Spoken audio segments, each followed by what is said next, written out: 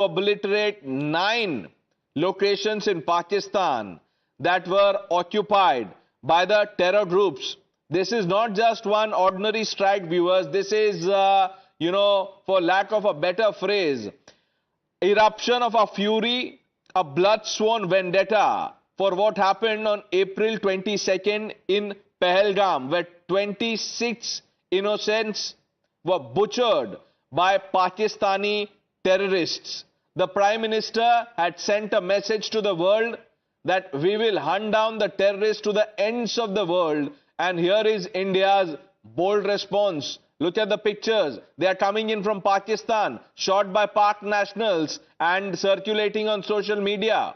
The Indian army will obviously hold a detailed briefing to tell us about the extent of damage. But just going by what you see on your screen, you can be rest assured that the strike has been hard and deep. Priyank is with us. Yes, Priyank, what have you gathered?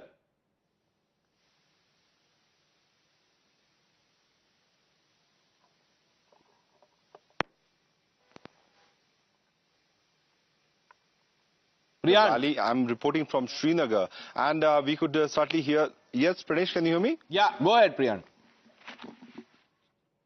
Pranesh? We can hear you, Priyank. Go ahead. Kashmiri people were sleeping. Suddenly, the fighter jets. Yes, at exactly around 1:30 to 1:40, we could hear the sounds of the fighter jets flowing from the Srinagar airbase, which was very, which was not heard in the last few days because everyone has been patiently waiting for the Indian forces to act against the Pakistani perpetrators. What we could, and I could personally hear the sounds of the fighter jets, which has stopped right now because for the almost half an hour to 45 minutes, we could hear the sound of the fighter jets in the sky. Probably this was because of the, defense mechanism which we have, because of which multiple fighter jets could flew from the Srinagar air base, and certainly it has stopped right now. But what is very important to be known is the loud explosion, 6 to 7 loud explosion, which we could hear from this location in Srinagar. We are yet to get the official confirmation that whether it was a sound from across the border from the Pakistan occupied Kashmir side or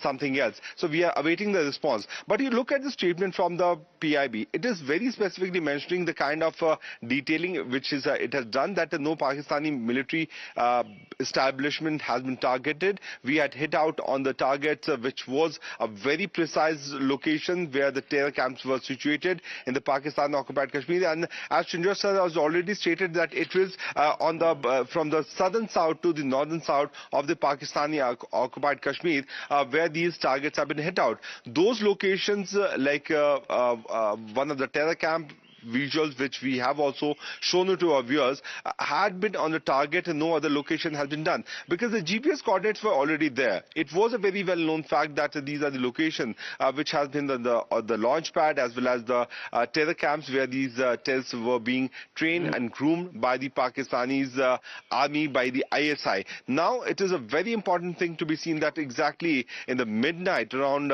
1:30 to 1:40, this is what I can sense because of the sound of the fighter jets which flew from here. This particular attack did happen at around 1:30. I could estimate, because it only takes 2 to 3 minutes for the fighter jets to flew from here towards the Pakistani occupied Kashmir. We are yet to get further detail from the Indian Armed Forces that what was the weapon which was used, how this operation started, and at what time this operation actually ended. But in the sky, certainly towards the Kupwara location, what we can hear from our sources, from our local inputs there, from our local correspondents, that there is a heavy shelling which is happening near the Kupwara and the Poonch sector, which is certainly the retaliatory, Priyank, what do you expect Pakistan to do? They resort to shelling, unprovoked firing on civilians, throughout the year. And once again, like you are reporting, that there is heavy shelling going on. Srinjoy Chaudhary is back in the studio. He got a phone call. And I can see that 2 pages are full with his notes. I don't know what they are. But Srinjoy, if you could share some details of Operation Sindoor. Well, I'll give you, Pranesh, the final list of the 9 camps that have been hit. They are as follows. Muzaffarabad, 2 camps hit. 2 in Muzaffarabad. Murid ke headquarters of the Lashkar-e-Toiba was hit. Bhavalpur, place you associate with the Jaish-e-Mohammed, and Maulana Masood Azhar was hit. That's 4. One place near Sialkot was hit. Now that is one place. Chakamru was hit. Gulpur was hit. Kotli was hit. Bimbar was hit. So apart from the 6 I had given you earlier, Sialkot, a place not in Sialkot, the town, but a place, a terror camp near Sialkot was hit. Murid Ke, very important, was hit. Bhavalpur was hit. Chakamru was hit. Gulpur was hit. Kotli was hit. Bimbar was hit. Now, what we hear is that it was successful. Everything that was planned has gone as according to plan. What was needed to be hit was hit. And there is clear evidence of the fact that those places were hit. Now, how were they hit? They were hit at 1 o'clock in the morning. 1 o'clock in the morning, they were hit, and it was decided it would be at that time keeping in mind operational plans. Now, what has Pakistan done so far? What we hear is that there has been a ceasefire violation, whatever it's worth. The Pakistani artillery is striking targets, firing away towards India. India is responding suitably. So there's been a ceasefire violation by the Pakistani army using artillery. Allow me to come in here. I'm sorry to interrupt, but top sources are telling us that soon after the strikes, Ajit Doval, the National Security Advisor, spoke to his US counterpart and Secretary of State Marco Rubio and briefed him on the actions taken. What more do you know about that? Yes, it's entirely in place, because this is something that India would have shared with its closest friends and closest partners, and the Trump administration has been very supportive on this, so it's entirely possible. And Marco Rubio currently is also National Security Advisor, because Mike Waltz has been resigned. So Rubio is not only Secretary of State, he is also NSA. But as I was saying, these attacks have been successful. It's one thing to strike, it's quite another to strike successfully. Murid Ke is inside Pakistan. Murid Ke is the fountain of, is the center, the epicenter of terror. It's not very far from Lahore, is it? It's not far from Lahore, but these are precision weapons that have been used. That means if there are 10 people there and you want to hit one of them, they will hit that one person. And Murid Ke has been targeted and Murid Ke has been hit. These are all terror targets. These are not civilian targets. These are not military targets. These are terror targets. Murid Ke associated with Lashkar-e-Toiba and Hafiz Saeed. Bawalpur associated with Maulana Masood Azhar. Kotli is right on the line of, Kotli is a terror camp. We've known about Kotli for decades. You're right. And just stay with us. Sindur, hold your thoughts. I'll come back to you. More news coming in. Pakistani Prime Minister Shahbaz Sharif, poor Shahbaz Sharif, has finally conceded that they were caught unaware once again.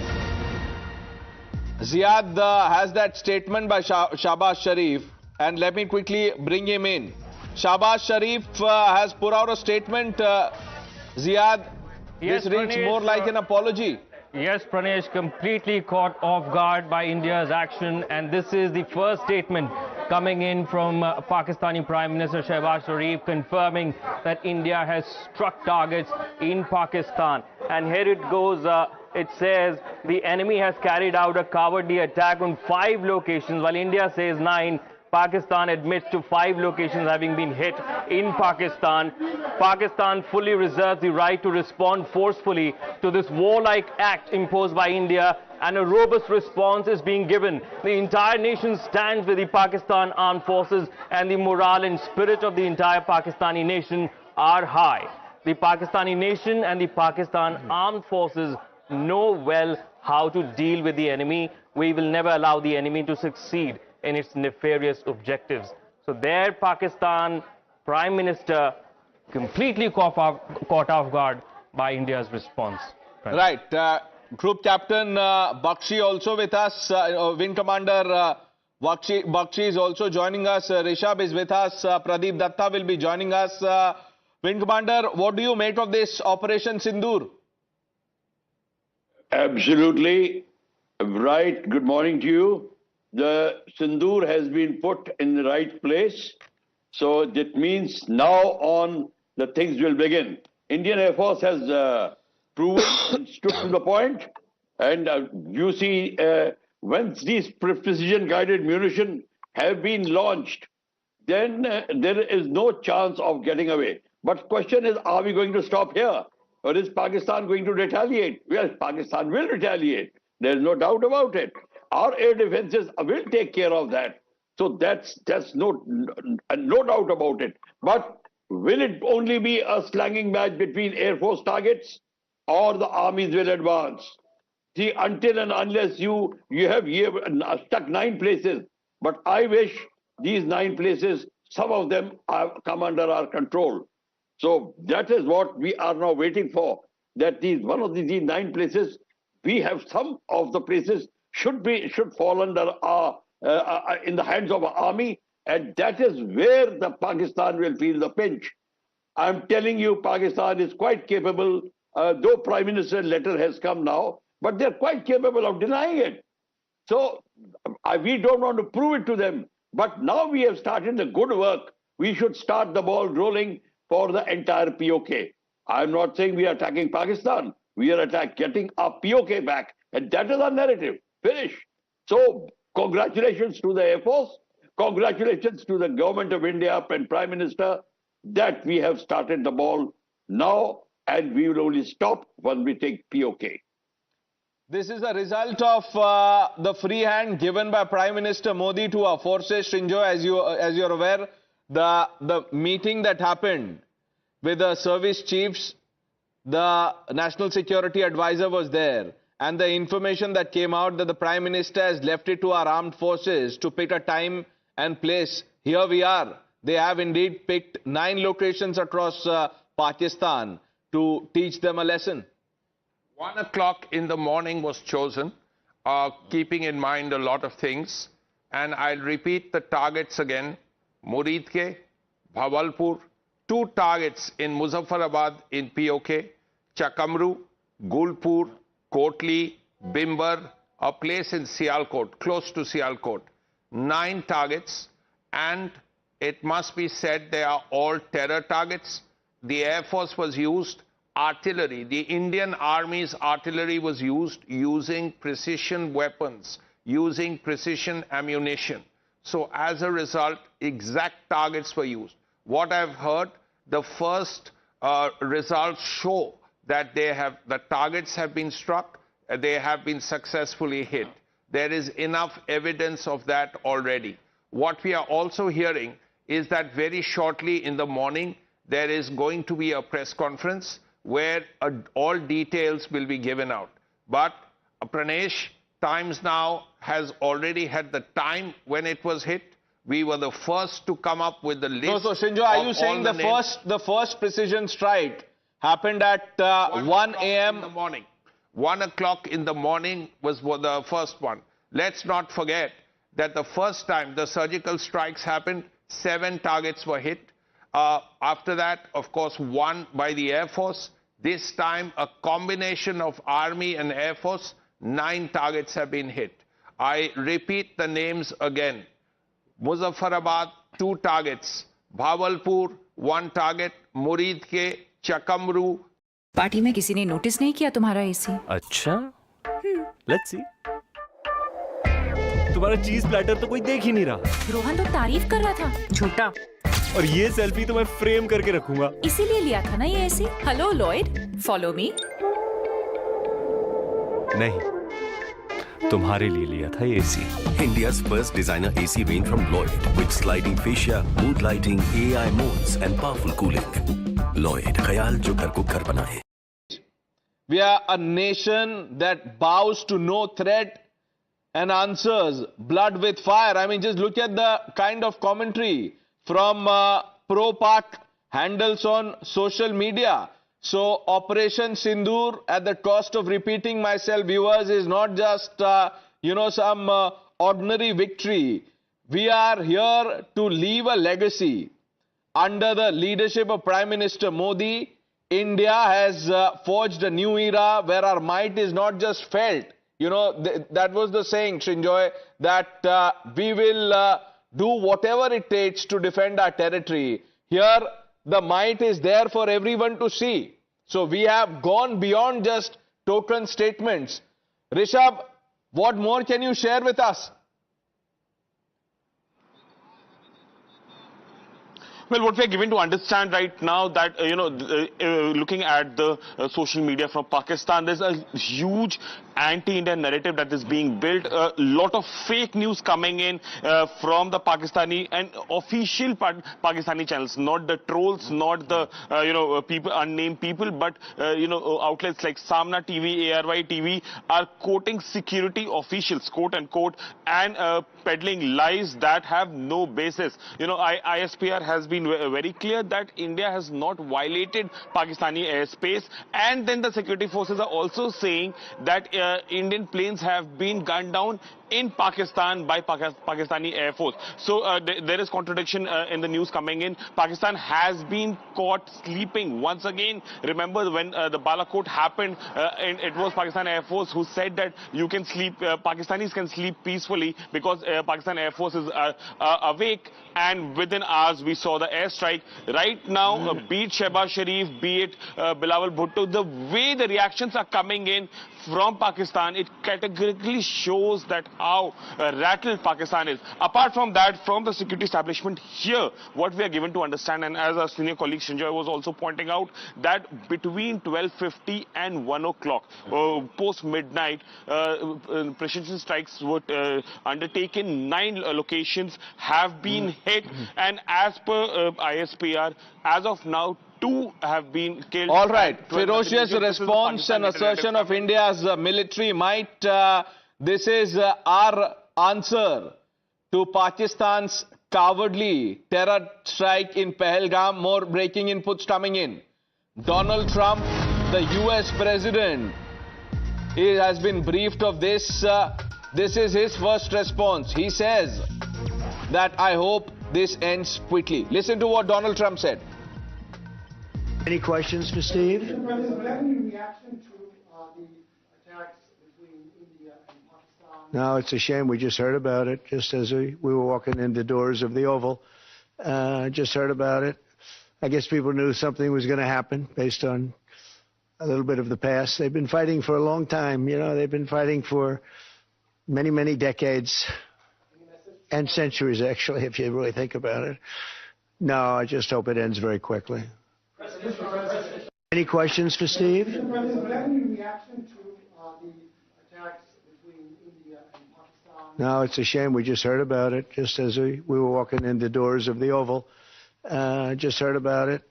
I guess people knew something was going to happen based on a little bit of the past. They've been fighting for a long time. They've been fighting for many, many decades and centuries, actually, if you really think about it. No, I just hope it ends very quickly. Any questions for Steve? Mr. President, any reaction to the attacks between India and Pakistan? No, it's a shame. We just heard about it just as we were walking in the doors of the Oval. Just heard about it. I guess people knew something was going to happen based on a little bit of the past. They've been fighting for a long time. They've been fighting for many, many decades and centuries, actually, if you really think about it. No, I just hope it ends very quickly. Donald Trump is not ashamed because, viewers, the United States that hunted Osama bin Laden in Pakistan's backyard has no moral perch, viewers, to preach caution to anyone, much less India. America must stand with India or stand exposed. That's the only two options. Either support India in its fight against terror or stand exposed for your hypocrisy. Sindur was just telling me while that reaction was playing out that Donald Trump is still the most powerful man on this planet, and look what we've done to him.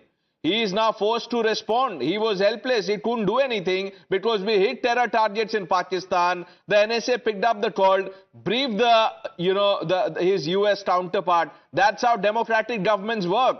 But we did what we had to, and America of all nations, Sindur, should understand this fire, because in 2011, the Navy SEALs, they hunted down Osama from deep inside Pakistan in Abbottabad, a garrison town very close to the GHQ. Yes, that was done by the Americans, and it was a successful operation. At the end of the day, they got Osama bin Laden regardless of everything else. But what is happening right now? The strike took place at 1 o'clock in the morning, but what is happening now? It's been 2 hours. What we have here is short, just a little while ago, Pakistani army violated the LOC. They have begun shelling Indian positions. India has responded suitably, which means that Pakistan is shelling India. Pakistan artillery is on right now. Indian artillery is hitting back. That is happening right now. So it's a ceasefire violation for whatever it's worth at this point, but India is giving it back at this point. I also wanted to tell you that in a little while, early in the morning today, there will be a media briefing. That's right. We are all waiting for that formal briefing. One statement has come, and that detailed briefing, like you said, Pradeep is also joining us. But, I just want to underline this, viewers, and we have some breaking inputs coming in. But I just want to say this before we go to that breaking input, that for the United States to now murmur about restraint is, is sheer hypocrisy, because when terror strikes, viewers, there are no half measures or no gentle hand. What the US did to hunt down Osama bin Laden, India has shown the world that we have what it takes to do the same. When our people are attacked, we have acted to protect our people, and we will not, viewers, we will not be lectured by those who walk the same path. Priyank, Pradeep, Rishabh, Sindur, all with us. Lashkar headquarters in Muridke has been blown to smithereens. We have Pradeep Datta now with the details. Yes, Pradeep.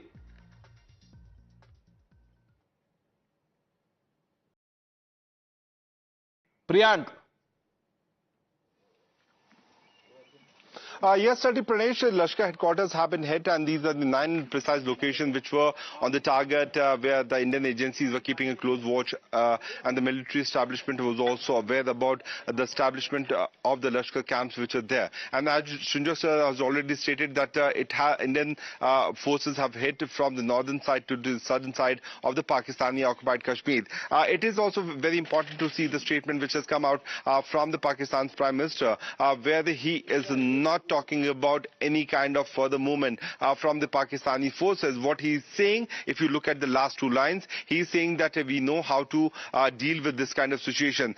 So there is certainly tension in Pakistan. We can certainly sense because of which these kind of shelling which has started in the Punch as well as in the Kupwara sector, from where our colleague Sohail was also present just a short while back. So we can take that particular portion. But it is a known fact that the Pakistanis were very much aware about the fact that their sins cannot go just like this. India will certainly teach them a lesson, and which has actually happened according to the report. The attack actually happened around 1:30. Post 1:30 to 1:35, we could hear the sound of the Indian fighter jets flying from the Srinagar air base, which was a preventive measure which was taken by the forces. While on one side the targets were precisely attacked by the forces, On the other side, in the Indian sky, there were fighter jets, the Indian Sukhois and all, which were flying in the air so that the Pakistanis cannot attempt to enter the Indian territory. So very important development happening right now, but since more than half an hour, what we can sense that there is no further sound of any kind of fighter jets which is flowing in the sky, so they are back to the bases, and the kind of explosion which was heard here in Srinagar is yet to be told by the authorities. There is no further Let me quickly bring in Wing Commander Bakshi, and then I am coming to Srinjoy Chaudhary. This is the most comprehensive and detailed coverage of what our forces did by striking Pakistan. Wing Commander Bakshi, your response.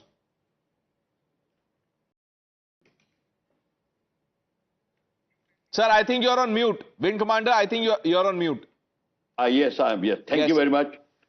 There is no doubt about it that every son of India today will be very proud that this is what they are waiting for. Now that it has happened, what I would like to say that we have to now look out for what is the response of Pakistan going to happen. Yes, the ceasefire has violation. Pakistan has been doing it for a long decades back. So let's not get worried about it. But I personally should feel, and that will be my advice, that start taking piecemeal, even start taking the land, start advancing. And that is why you put them under pressure. Otherwise, things will be forgotten. Even if we take 200 yards or 300 yards, take it. And that is what we should do now. And all. But and these bases which have been attacked by artillery guns or multi-barrel rocket launchers, if they have been attacked by BRL or precision weapons, do it again. Just do it again, because don't let them wait and sit. So airstrikes, I can understand. We can wait for further briefing about what to do, but nothing stops us from the artillery exchange. We should continue pulverizing them one after another, and we should add one or two more just to make. Healthy खाने की choice है सही, फिर पीने में ऐसा क्यों नहीं? सोचा है हेल्दी पीने का कभी सोचा नहीं तो सोचो अभी। हेल्दी रहने के लिए हेल्दी खाने के साथ हेल्दी पीना भी है जरूरी। रियल, हर सिप में health. A latest development coming in that they are now once again wanting to convene one UNSC meeting. We know what happened at the last one. Srinjoy. All this is pointless because of those 15 countries, including Pakistan in the UN Security Council, 10 non-permanent members, 5 permanent members. The only country that may actually not criticize Pakistan so much, it may be China. All the other countries know what Pakistan is about. So does China. But they know where the terror camps are.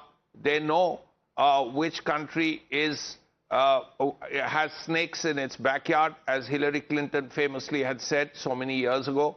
And this time, not the snakes, but the snake charmer has hit back. And very clearly, the world knows, all the countries in the UN Security Council know. Now, all these places that have been hit, Bimber is a very well-known place right on the close to the line of control. Kotli is known as to be a terror camp for years. We have known about Kotli for years, that it's a terror camp. That's right. And this is, not so much about UNSC. I think this is Pakistan wanting to convene its National Security Council, where, the Prime Minister takes orders from the military general. Rishabh just made that correction. But, that's all right. I am more curious, and, Priyank and Wing Commander, what happened to the Chinese radars? What will Pakistan now tell Beijing? They were banking on it. Wing Commander.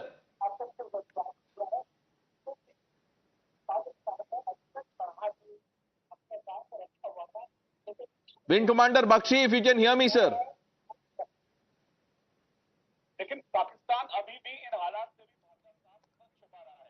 Or I think he's monitoring Pakistani channels, so perhaps watching video. But, Srinjoy, there was a lot of chatter leading up to today that Pakistan is well equipped with Chinese radars. What happened to the Chinese radars? Well, they were active. All of them are active. But very clearly, however it has been done, in whichever way it has been done successfully. At 1 o'clock, the targets were struck, and after having struck the targets, India is satisfied. There is what we just heard from our sources is that whatever needed to be done, needed to be hit, has been hit, and the evidence is available. So the results are also positive, is what I'm saying, because I've heard from my sources that whatever needed to be hit, whatever the plans were, have been successful, because whatever targets needed to be struck have been struck, and the evidence of success is before us. So at 1 o'clock, this happened. An interesting photo our, colleague Anubhav has put, and we'll blow that picture on the screen. This is from the ISI headquarters, Sindur, if I'm not wrong, and we'll just have that photo on the screen so that you can describe it for our viewers. I can see Shahbaz Sharif, I can see Khwaja Asif, I can see General Munir. The three, then I also can see the two other service chiefs, and you will see the photo in 5 seconds. This is the photo that I was talking about. We're just trying to put it out on TV so that viewers understand what I'm talking about. And in this photo, this was supposed to be a meeting of, the Prime Minister with ISI and the military brass of Pakistan. All of them with folded hands are praying. But the prayers have not been answered. Even the Chinese radars viewers could not help Pakistan. This is the picture that I was talking about. This is just, this is what transpired in Pakistan last evening. Sindur, your thoughts on this? Well, at the end of the day, all the defensive measures that was sought to have been taken by the Pakistanis did not succeed. At the end of the day, what happened? 9 targets were planned for, and India hit all those targets. And what I hear is that whatever was needed to be struck has been struck. And there is adequate evidence. Obviously, there must have been, there is evidence to show how these pictures were taken. We are not sure as yet, possibly satellite pictures or whatever, is that they have been struck successfully, which means that this is, number one, a clear message. A place like Bawalpur has been hit.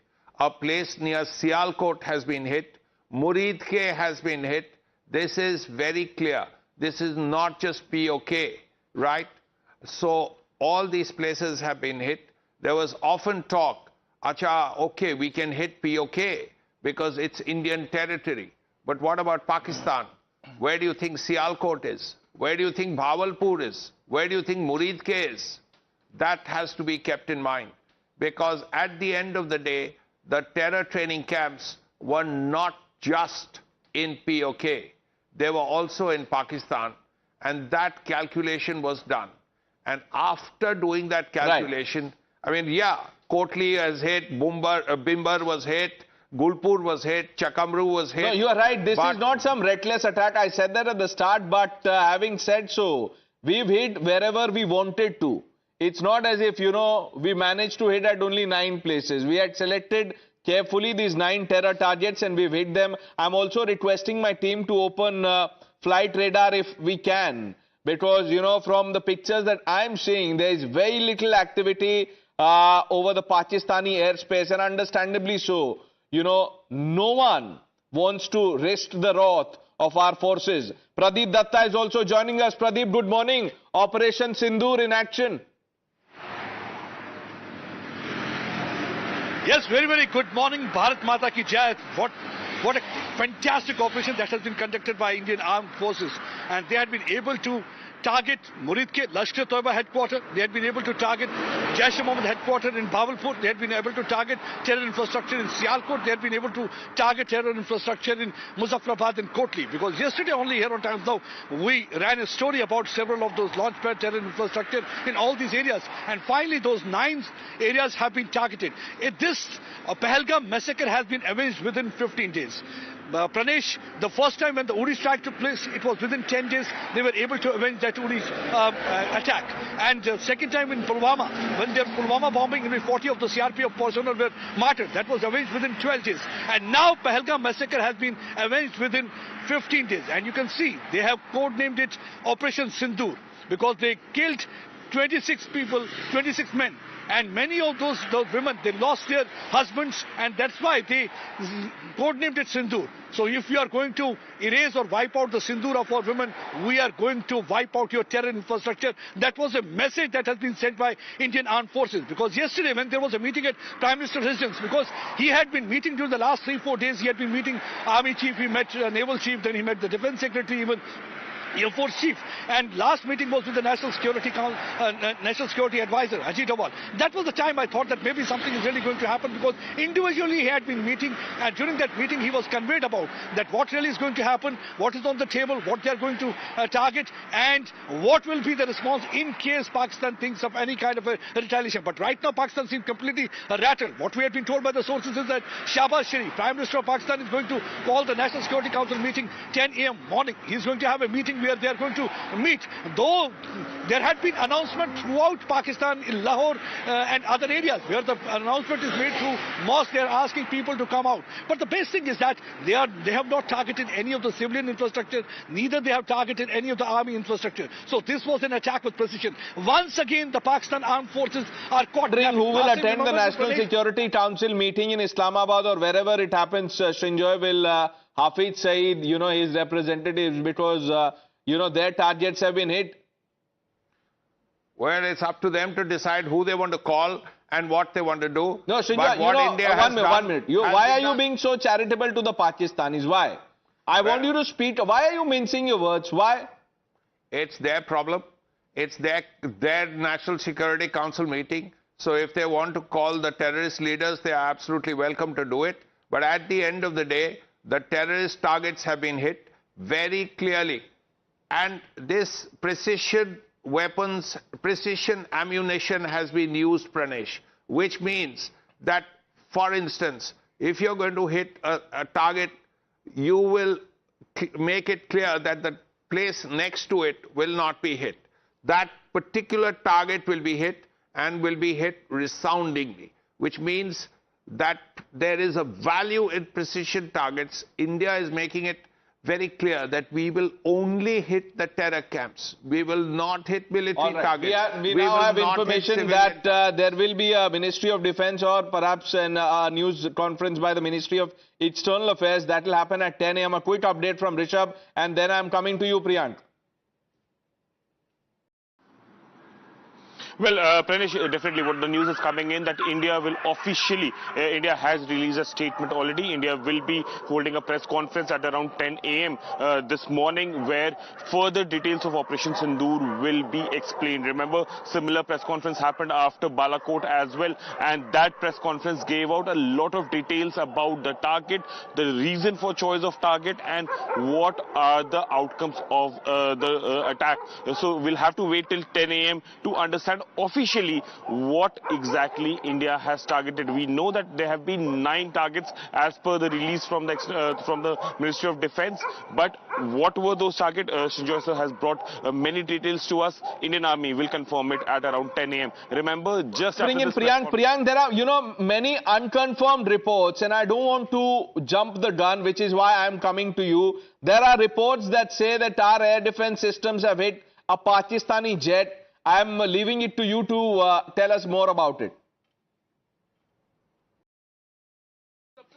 Yes, Pranesh, let me show it on the visuals only, that this is a particular visual which is being shown by the Pakistanis, that this is an attack on the Indian fighter jet. If you look at the timeline, it's clearly showing that the MiG-29 aircraft which crashed in Barmaid sector, which was an Indian Air Force flight, aircraft, which happened on 2nd of September 2024. So the Pakistani fakeries have been exposed time and again. This is what we can sense, and this is a visual evidence. And if you say, then I can forward it to you also and to our colleagues so that we can show it on a larger screen. But the biggest information which I'm getting right now, that this particular attack was not only by the Indian Air Force, it was in the coordination with the Indian Army and the Indian Air Force, where we have managed to hit out on 9 of the targets, which was not only in the Pakistan-occupied Kashmir, but also in the territory which is in Pakistan. So that is the clear-cut message, and once again we know it for the fact that the Pakistani ISPR and the Pakistani Army, rather than trying to protect their... Thanks for that quick update. Just stay with us. Here's a detailed statement by the Embassy of India, Washington, D.C. Sindur, I'm reading this and then you take over. It says, point number 1, terrorists killed 26 civilians in Jammu and Kashmir on April 22nd in a brutal and heinous attack. India has credible leads, technical inputs, testimony of survivors and other evidence pointing towards the clear involvement of Pakistan-based terrorists in this attack. It was expected that Pakistan would take action against terrorists and the infrastructure that supports them. Instead, during the fortnight that has gone by, Pakistan has indulged in denial and made allegations of false flag operations against India. India's actions have been focused and precise. They were measured, responsible and designed to be non-escalatory in nature. No Pakistani civilian, economic or military targets have been hit. Only known terror camps were targeted. Shortly after the strikes, NSA Doval spoke with US NSA and Secretary of State Marco Rubio and briefed him on the actions taken. Sinjoy. Yes, that is entirely expected and entirely accurate. What we have been saying all along, that only terror targets have been hit. No civilian targets, no military targets. This is what we've been saying all this while. 9 targets hit, all of them terror camps. 2 in Muzaffarabad, very pointedly, Murid Ke, Bawalpur, a place near Sialkot, Kotli, Bimbar, Chakamru, Gulpur. All of these places have been hit. Times Now was the first channel to give you the list of all 9 places, all 9 targets.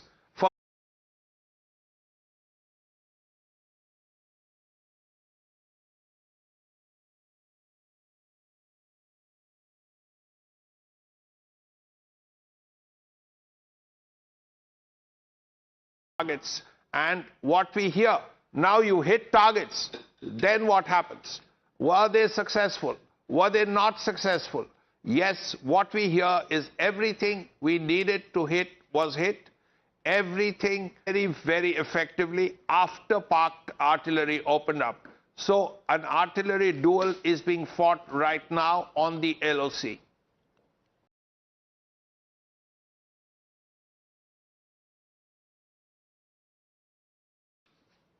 Pradeep, take us through the 5 big updates that you're getting. After that, we will tell you how the political class in India is responding. I can tell you, viewers, that the ministers, the union ministers have been posting their comments on social media, as also opposition leaders have been vocal in celebrating the success of Operation Sindoor. But Pradeep, you go first.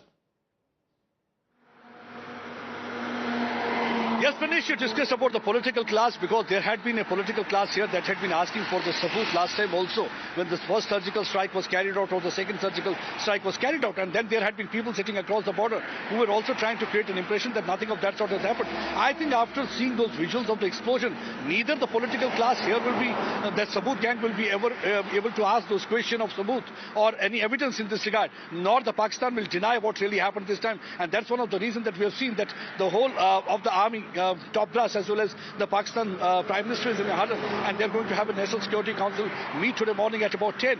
But yes, the Indian Defence Ministry is going to brief about the whole operation, what really happened, as rightly said by Srinjoy also, because it was a combination of armed forces as well as Indian Air Force, and it was basically the Army as well as Indian Air Force that were responsible for this operation. Pakistan is maintaining that Indian Air Force did not cross the line of control. They fired from their own airspace and they targeted some of the headquarters with precision. And India has already mentioned in the press release also that it was a known terror hideout. When they say known terror hideout, everybody knows Muridke is a Lashkar headquarter, and from here Hafiz Saeed has been operating for the last several decades. It is from the Muridke only that they used to plan operation against the Indian bravehearts, against Indian civilians. You know, the Pakistanis can say what they want. I'm sure that the hotlines with Beijing must be active, but you know, we'll come to all of that later. Group Captain Devnath is also joining a broadcast. Sir, all right, we'll go to Group Captain Devnath in just a bit. Our team's trying to connect to commentators on this, veterans, you know, who will have their say on what's going on. But Srinjoy, now news is coming in that senior Indian officials have spoken to their counterparts in a number of countries to brief them on the steps taken by India. Among these are US, as we discussed, UK, Saudi Arabia, UAE and Russia. Now, in the days leading up to Operation Sindoor, we saw that there was a concerted effort, a diplomatic effort by the Ministry of External Affairs here to reach out to countries. Yes. See, this has happened at two levels. One is ambassadors of other countries have been called in and told certain things. Also, Indian diplomats have met government officials in the country where they were.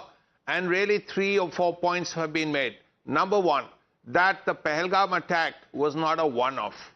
It was part of a series of attacks on India and Indian civilians in the past. Number two, this attack in Pahalgam was part of a plan of which the Pakistani jihadi establishment and part of the military establishment, the ISI, etc., were all involved. Three, that India knew who the perpetrators were, and India was very keen that that action would be taken against them. So all countries, all friendly countries were properly briefed.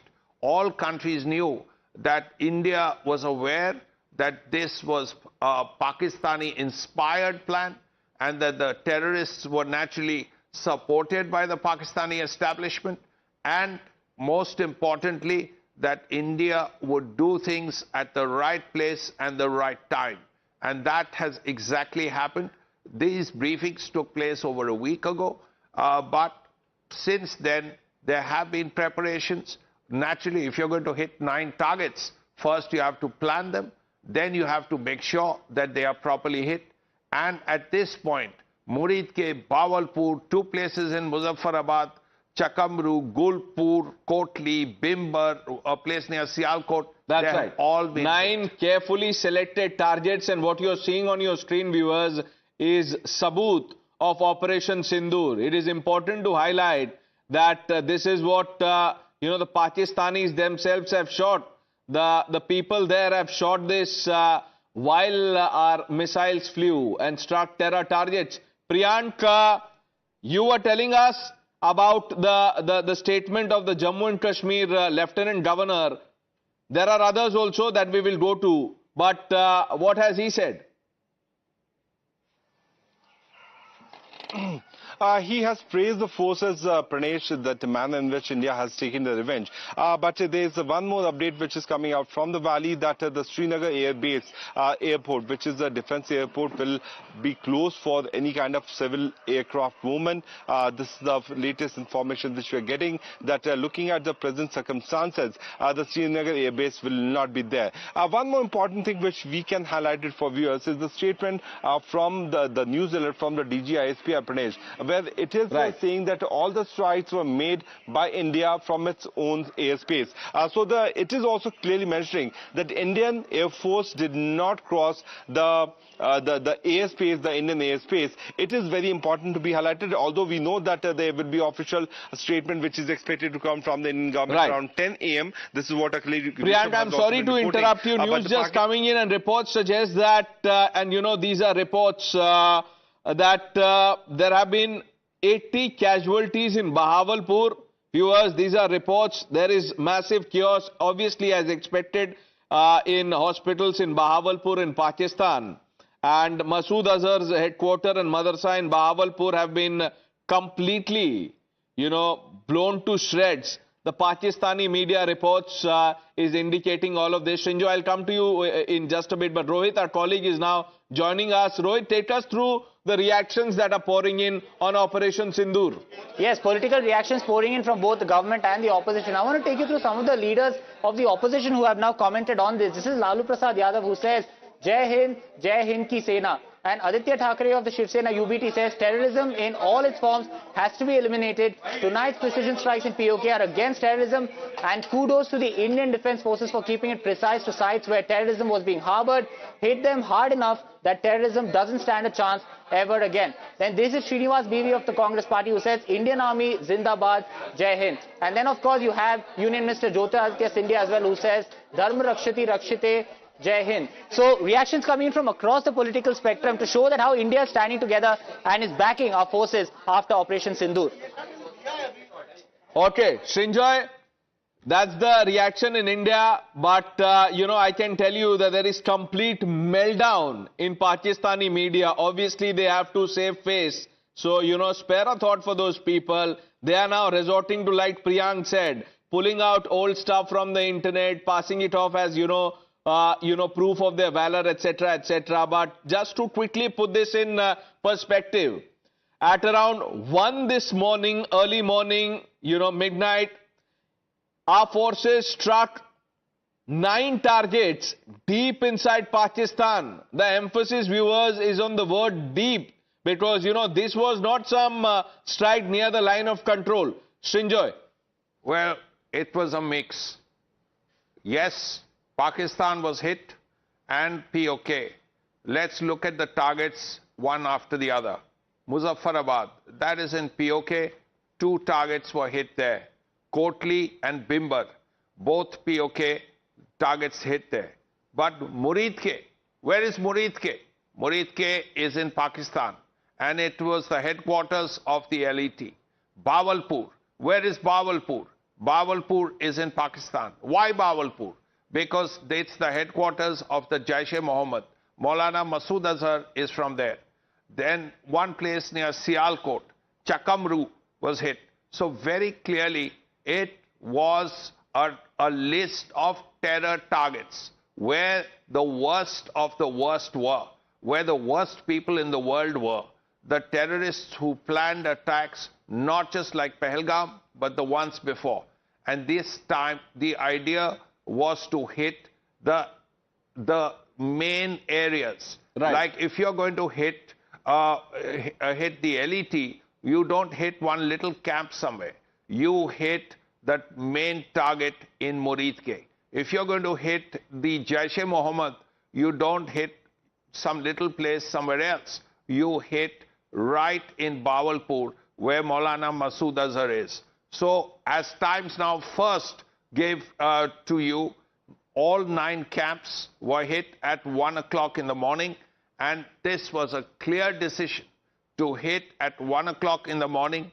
And what we are hearing from our sources is, quote, everything we needed to hit, we have hit, and there is evidence of the positive results. So at this point, we can say that 9 targets have been hit, and the results are very positive. I love the response of the ADG PI that said justice served Operation Sindoor. You know, this is, you know, like we've been discussing, viewers, the resolve of 1.4 billion people. Pathikrit is also joining us. Pathikrit, good morning. Operation Sindoor, teaching Pakistan a lesson it will never forget. Well, first and foremost, good morning and my best wishes and naman to the armed forces of India and the political leadership of the country. One thing is for sure that this time Pakistan cannot hoodwink the way they tried during the Balakot airstrike. This time the attacks are there for everyone to see. These are precision strikes. The only thing which is we have to wait for confirmation is whether these were BVR beyond visual range missiles being shot by the Indian Air Force or whether they were BrahMos. That is for the the government and the armed forces to actually confirm. But it is pretty clear that if it is the stage one of the conflict, India is making it very clear that we are not targeting any military installations. These are clear-cut designated terror installations, irrespective of whether the top leadership of Jaish-e-Mohammed were in that Bawalpur, area or not in that entire designated target. The fact that the headquarters have been targeted this time is symbolic of the fact that we know where those headquarters are, and that it is next time it might not be the headquarters, it would invariably be at the military establishment whose sponsored actors these elements are. So it is probably the stage one, and I'm sure the government has informed the heads of state of other important countries. But we have to see what the Pakistani response is, because Pakistan would be the army for all the false bravado they showed. They would be under tremendous pressure to have a response. If the response is a hollow one, then we don't need to worry. But if there is a response, then there will be a counter retaliation. And that time, perhaps, unlike this time, as India made it very clear that we are not targeting military installations or in the civilian installations, next time it can be something very different. But I think India has shown tremendous restraint, that they have only targeted designated terror targets and have not touched anything to do with the government installations or primarily. You're right. That is what Srinjoy has been saying, Patitrit. You are talking about Pakistan's, response and under pressure what Islamabad will resort to. We were just discussing before you joined that what happened to the Chinese radars. Do you have any clue? No. So let me tell you one thing. If you remember, there were these things have always been factored in. If you talk about, I'm not sure what has been used this time, but if it is a BrahMos, its capability, its ability to strike at a tremendous pace, even if you have a radar, its ability to detect and then you designate as a response and counter strike it or preempt it, it's impossible for Pakistan. For all practical purposes, even the Western developed countries dread BrahMos. So if it is a BrahMos and if it is a BVR missile of some other kind, then it shows the capacity of jamming, the kind of electronic warfare that India is capable of to jam all kinds of radars, whether they come from Beijing or from Xi Jinping's personal home or not. They know the capability of, barraging the whole area with electronic warfare and then moving towards the target. So either way, it is clear Pakistan has been taken off guard. Secondly, if it is about the load shedding, we don't know. The condition of Pakistan is such that 1 o'clock at night they may have to switch it off because electricity is not available. So anything is possible for Pakistan. Well, well said, Patrick. Just stay with us. Yavar, our colleague, also joining us. Yes, Yavar. Well, exactly. If we talk about the post of the strike, there has been the massive escalation that are being witnessed along the line of control and international border. Many of the forwarding posts are being targeted with heavy artillery by the Pakistani troops. Efficient retaliation are being given. We have been given the understanding that in the Rajouri, in the Poonch, in the Nowshera, in the Mainder, or else in the Odi and the North Kashmir's Kupwara, the forward posts are being targeted by the Pakistani troops. Now remember that over the past 15 days they were using the small arms. This time the heavy artillery are being used and efficient retaliation are being given from the Indian Army side. Remember that Srinagar airport has been closed for the civilian operation as a precautionary measure. Lot of the things have been put in place, but yes, this is the latest that there has been the continuous ceasefire violation, that the borders are being flare up and it's witnessing continuous escalation from the either side. From other other side as well. But remember that efficient retaliation has been given. That's what the Indian Army has also said, that befitting reply has been given to every escalation and every flare-up that aim to target the forward post of Sindur, the Indian Army at various locations, multiple locations. When a statement like the one released by the Army is published, what happens after that? Well, clearly, the important point is to tell the people of India and tell the people of the world that, look, we don't want to keep quiet when our citizens, 28 of our citizens, are killed in the way they were. So we have to reply, and this is our reply. And this time we have not stopped at certain things. We have decided that if you have to knock out the octopus, then you have to aim at the head. It has many arms, but hit the head, which is why, let's say, Muridke has been hit. Let's say Bawalpur has been hit. Let's say those two camps in Muzaffarabad have been hit, because this is where the headquarters were of the LET and the Jaish-e-Mohammed. And the world knows these are all designated terrorist organizations. So when you are striking a designated terrorist organization, this is something the world is aware of. Designated terrorist organization. In some senses, the Pakistanis should have been doing this all these years. Right. Why didn't they take action against the terrorists in their soil? And you're right, because if you see the statement released by our embassy in Washington, it says that over the last 14 days, over the fortnight, India expected Pakistan to act against terror infrastructure, but Pakistan did very little. And India did nothing. You're absolutely right. In fact, it resorted to, labeling this as false flag operation. Reads that statement by the Indian embassy in Washington. It's important, viewers, to underline the three important updates we are tracking this hour. As we speak, hotlines have been activated. Top officials are speaking to their counterparts in US, UK, Russia, Saudi Arabia and UAE. Pradeep.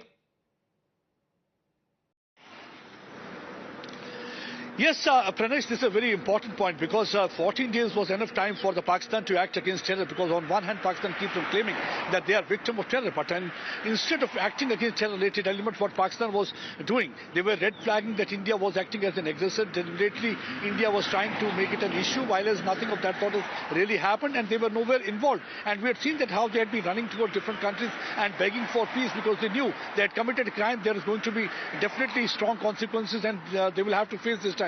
Because strong assertion that Prime Minister has made, mitti mein mila dunga, those words have finally been translated into action. And within 14 days, we have seen that how Indian Air Force as well as Army had been able to decimate their headquarters in Muridke, as rightly said by Sindur. And if we talk about Bawalpur, this is spread in 6.5 acres of land. This is considered to be one of the biggest headquarters of Jaish-e-Mohammed, where Masood Azhar used to hide in one of the boroughs. And finally, they will not be having any space to hide. Prime Minister said, ki mitti mein mila dunga, and that has been proved right by our forces, that how they have carried out this attack with precision. And now what actually the Indian ambassadors and others are trying to do, they are getting in touch with viewers. This is India's war on terror. Let's not mince our words. Military, economic and moral fight. And India is fighting without apology. The Prime Minister had left the decision to our armed forces, and here we are. The armed forces did the evaluation that they had to do, and this is the result. Operation Sindoor is successful. The world is talking about it, viewers. You heard the first comment by Donald Trump. He says, let's do this quickly. I hope that this, concludes quickly. So, he may be the most powerful man in the world, but when a democratic country acts like this, decisive action to protect its honor, pride, sovereignty, and fights for justice, everybody follows. And like they say, that if you show the moral courage and compass, the world is with you, and that is what is happening. Pathikrit, I'll come to you. Major General Rajan Kochar is also joining us. Sir, good morning. What do you make of this Operation Sindoor? Good morning, and First of all, congratulations to the whole nation that we have responded in the way we had to respond.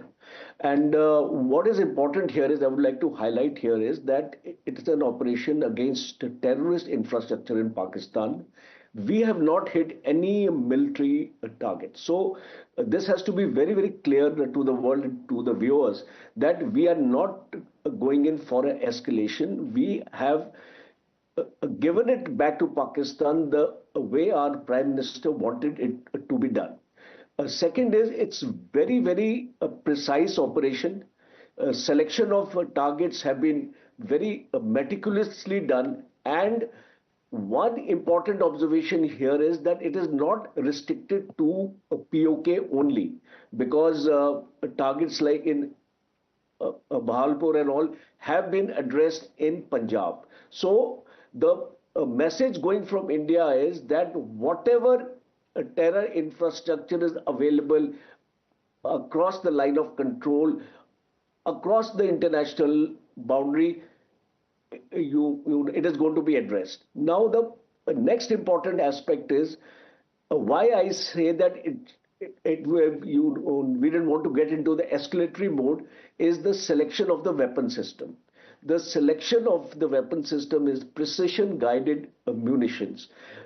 That implies that there would be no collateral damage to the targets. It will be a precise strike, coordinates known to us, and we have delivered at the target. We have not strayed into, because many a times you will find that a missile is launched or a rocket is launched and it goes some 500 meters away.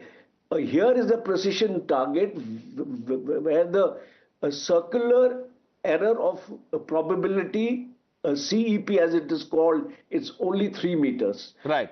So that is the way. Now coming to the type of weapon, I am given to understand that it is a joint operation carried out by the Indian Army and the Indian Air Force.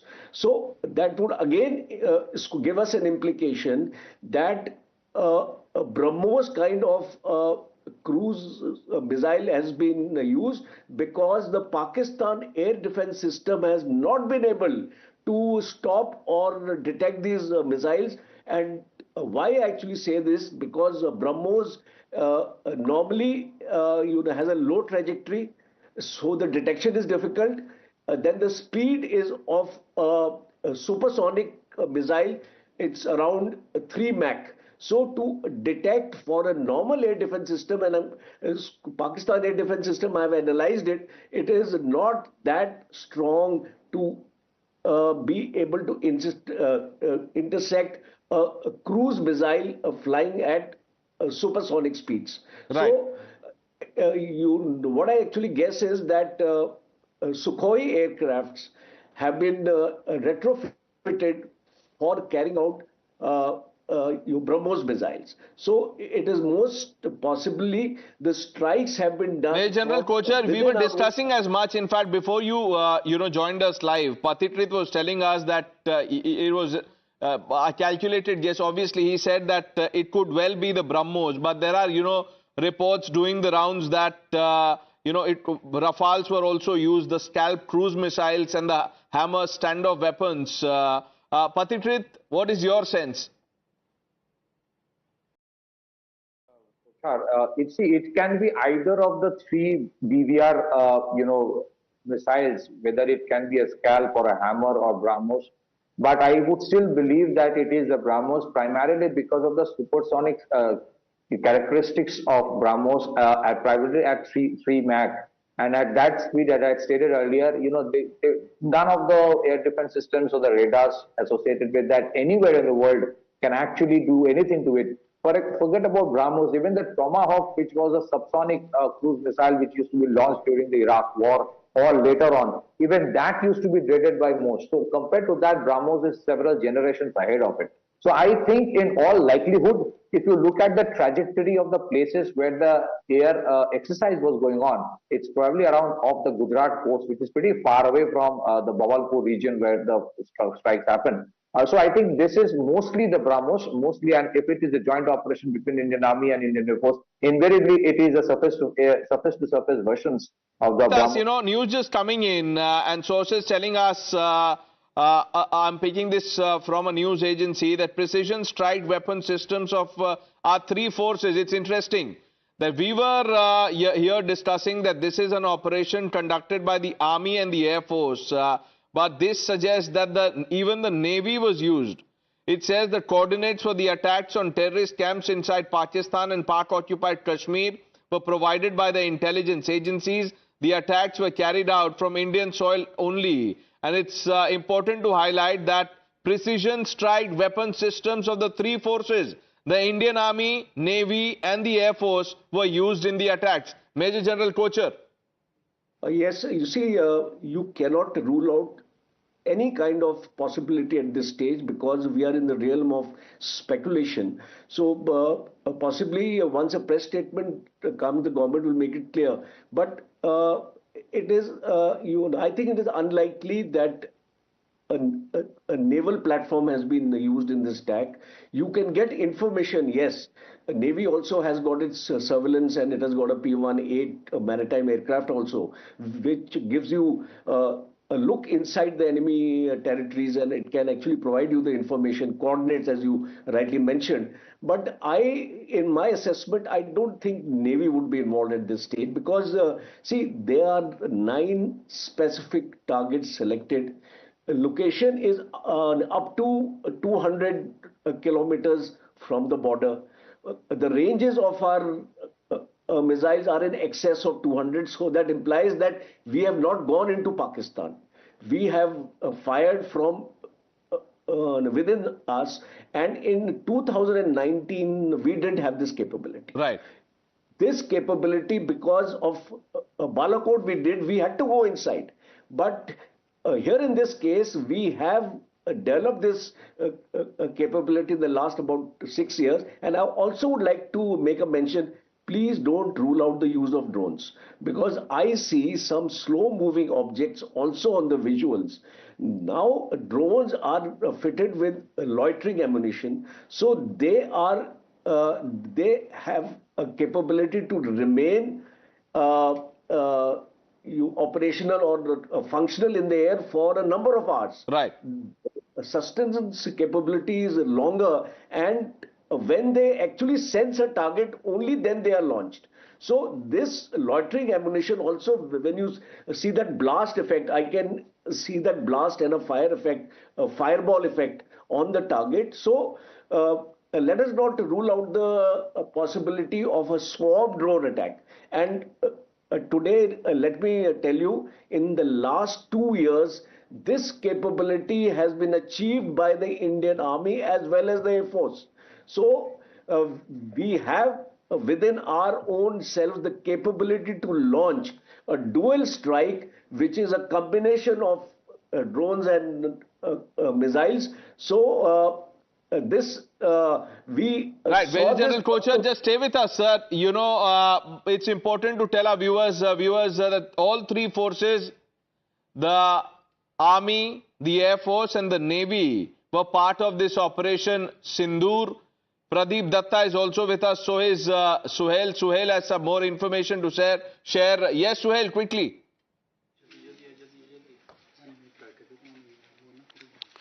Well, we are on, in fact, in Uri, close to line of control. You can see intense shelling is taking place, in fact, and people have started coming up their homes, taking, in fact, moving to safe shelters. This intense shelling started after this Operation Sindoor, wherein 9 targets were hit across PoK, particularly in Muzaffarabad.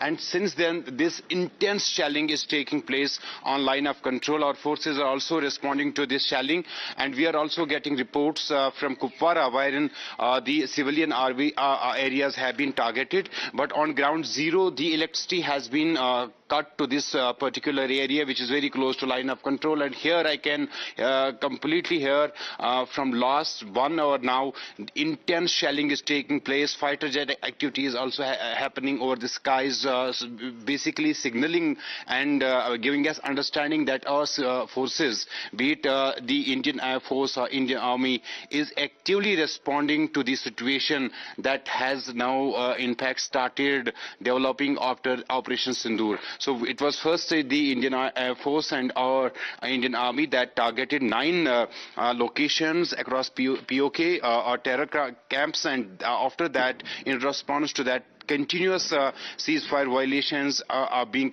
done by the Pakistani forces. There is blasting taking place, but our security forces, the Indian Army deployed on line of control, is effectively responding to those ceasefire violations. Blasts sounds are continuously right. We'll keep coming back to you, Suhail, for more updates. But Pradeep, it was also a seaborne exercise the Navy used in this Operation Sindoor.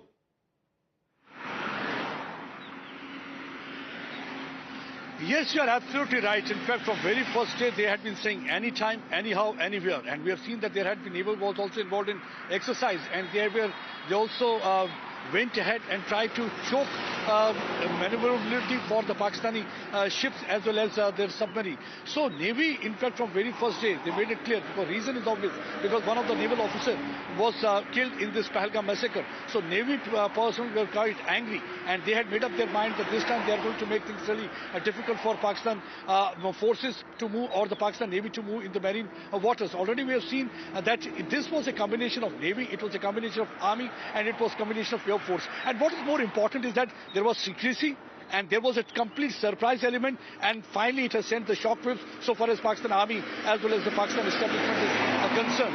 Because what is more important is that once again the Pakistan was caught napping, because last time when Balakot strike was carried out, that time they had put... Pradeep, I'm sorry to interrupt. News just coming in, sources suggesting that the Indian forces had selected the location for strikes with the intent of targeting top Jaish-e-Mohammed and Lashkar leadership for their role in sponsoring terror activities in India. So this is big. Patikri just goes on to tell you that what the intent was. This was not some, ordinary firing across the border.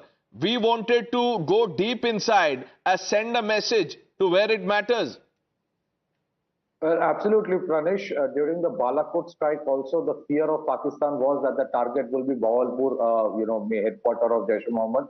So I think this time it is not the limbs which are being targeted; it is the heart and the brain which is being targeted. Of course, invariably, what I would rather suggest, this is my humble submission, that this should be our standard counter-terror response mechanism. That every time a terror attack is orchestrated or executed by Pakistan inside India, this is the way India would respond, and not just by merely killing the terrorists inside India who were executing the operation. You have to raise the bar of consequence, and this is exactly what the Americans and the Israelis have done.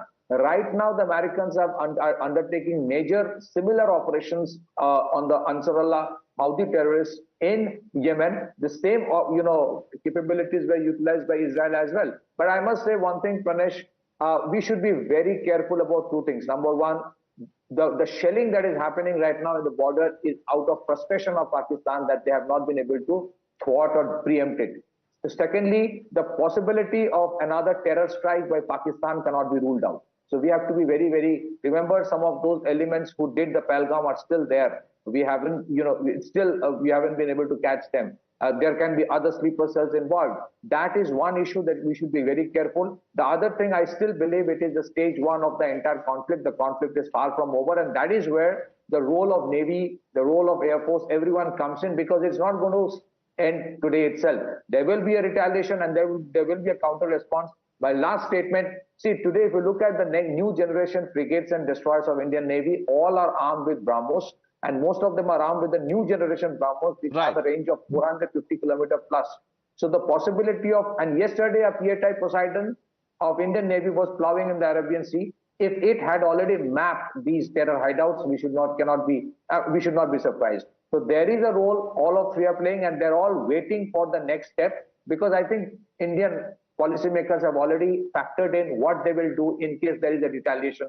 which is more than what is happening right now in terms of shelling. And you know, you're right, and just goes on to tell you that the statement that we've seen from our embassy in Washington, it says that Pakistan had 14 days to act to get its house in order. And, you know, Pakistan's fault if it couldn't do anything. It did zilch, zero, nothing, no action. In fact, it said that Pahalgam was one false flag operation. And you saw the kind of innuendo, bravado, you know, inane comments from Pakistani politicians. And now, if you see the chatter on social media, they are now, you know, saying things they're playing to a gallery. They have to, because people there must be saying that, look, you could not even detect Indian missiles. Major General Kocher. Yeah, you see, this disinformation campaign has already started. I'm just going through some of the reports here, where from the Pakistani media they are claiming that 2 Indian aircrafts have been shot down. So this kind of a disinformation will start. Sir, I'm sorry to interrupt. I just big news coming in, sir. Major General Rajan Kocher, and I want you to come in on this, and Pathikrit, that we are being told that Prime Minister was monitoring Operation Sindoor as it unfolded. Every minute, every detail was being watched. The Prime Minister was there with his core team monitoring every bit of Operation Sindoor. This happened, like we've been reporting, at 1 a.m. Our missiles hit terror targets across Pakistan and deep across Pakistan, because if anyone has any doubts, you just need to know the location of Muridke on the map of Pakistan. It is close to Lahore, and that is, you know, far from the line of control. So we hit deep. We've gone beyond Balakot. This is one precision strike. And while this was going on, while 9 terror targets were being struck, the Prime Minister with his core team was monitoring every bit of Operation Sindoor. General Kocher. It's very, very meticulously planned, and I think the Prime Minister has been actively involved. If you remember, the Prime Minister had called individually the 3 service chiefs. Normally it is not done. Normally, you know, they all come together and with the Raksha Mantri and the NSA and the CDS. But a change we saw this time was that Prime Minister wanted to be convinced from all the 3 chiefs that whatever decision he is going to take or whatever action we are going to envisage, what should be the escalation ladder? Because see, if it is going to escalate into a larger thing, possibly that is not in our interest. We don't want to go with a war to Pakistan, and Pakistan is also not interested to go to war, because Pakistan right now, Pakistan military, in spite of all the bravado, they don't have the capacity and the capability to fight a war beyond 10 days with India. I've already done an analysis on a TV channel in which I had actually brought out all about their ammunition and all the other logistic strengths of Pakistan. So Pakistan is not interested. That is why Pakistan has been going to the Security Council time and again, wanting a closed door meeting and wanting pressure on India. Right. So now what we are looking at right now is that what is going to be the retaliation from Pakistan and what should be the Indian response, because these are the 2 things which will dictate in case the conflict has to be escalated. What I actually presume is from the statement being made by President Trump, as well as Jaishankar has spoken to Rubio also in the morning, we would not like to escalate beyond that. I think that is the message which has been given to the United States. Yeah, we would obviously not like to escalate, but that is not to say that India will not ensure justice for its people, justice for our braves and justice for the country. And you know, Pathikrit, while I'm talking to you, I'm going through the Twitter feed. And the kind of messages, it just tells you that this bold approach under Prime Minister Modi, this marks a paradigm shift in what we've come to, as what is called as strategic calculus. Look, you know, for far too long, and you said that yourself, that we've endured Pakistan's cross-border terror with measured response for the fear of escalation, global optics, etc., etc. No more. The Prime Minister made it clear that we will hunt them down to the ends of the earth. And here we are. And now news just coming in that the Prime Minister was inside the war room with his squad team monitoring every bit of Operation Sindoor.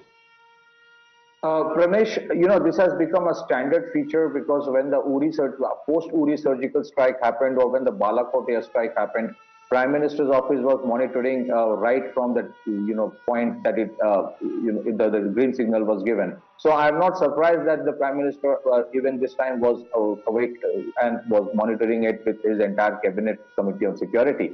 The other important issue here is to watch out for what Tehrik-e-Taliban Pakistan and Baloch does tomorrow, because organizations like these have always kept their conflict with Pakistan below a certain threshold, because Pakistan has the missiles and the artillery. So if they have been literally, exposed by what has happened today, and if the escalation happens literally, then invariably tomorrow you would see the Tehrik-e-Taliban, even Afghan Taliban, opening a front against Pakistan. And that is Pakistan's biggest fear right now. Secondly, the escalatory matrix is exactly what the Prime Minister wanted to understand, and that's why you had a series of meetings. And I'm sure all these war games have already been done by the armed forces in the past to know what they will exactly do. And that's why you see the deployment of Indian Navy in full might in the Arabian Sea right now. And third, we have to watch out. I would reiterate this. Pakistan's terror organizations would also be under pressure to retaliate. So let's not presume that terrorism is going to end today. They would try to do something, and we have to be very, very careful in that format. But we have to make it very clear to Pakistan that Balakot strike happened 6 years back doesn't mean that the next missile strike will happen another 6 years later. It may happen 6 days in another 6 days if you don't mend your ways. So the Pakistanis were caught off guard in the Uri surgical strike. They were caught off guard in Balakot because they thought that the Balakot... You're absolutely right, and the Pakistanis were caught napping once again in the dead of the night at 1 a.m. Pradeep, when the world was sleeping. Our forces struck deep inside Pakistan and hit 9 terror targets, and all were successful. Top sources telling us that the Prime Minister was watching all of this in the war room with his squad team.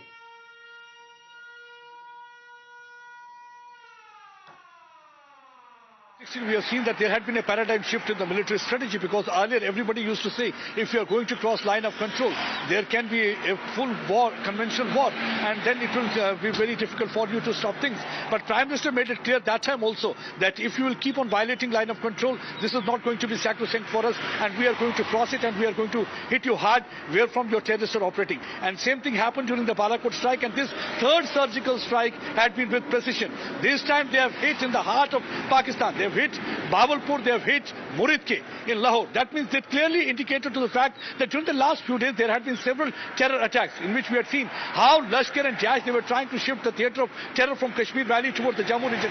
They had been targeting over Behar, they had been targeting over non-local, they had been targeting Kashmiri Hindus. So they were trying to destabilize the situation. Right. And enough was enough when they finally targeted unarmed tourists. And that was the time when Prime Minister said the blood of Indians is not cheap. And if we are going to target our people, we are not going to leave it there, and we are going to make you pay for each and every sin that you have committed. We've made Pakistan pay. Abhijit Iyer Mitra also joining the broadcast. Abhijit, good morning. We told Pakistanis that we will brighten the night sky. Here we are, Operation Sindoor.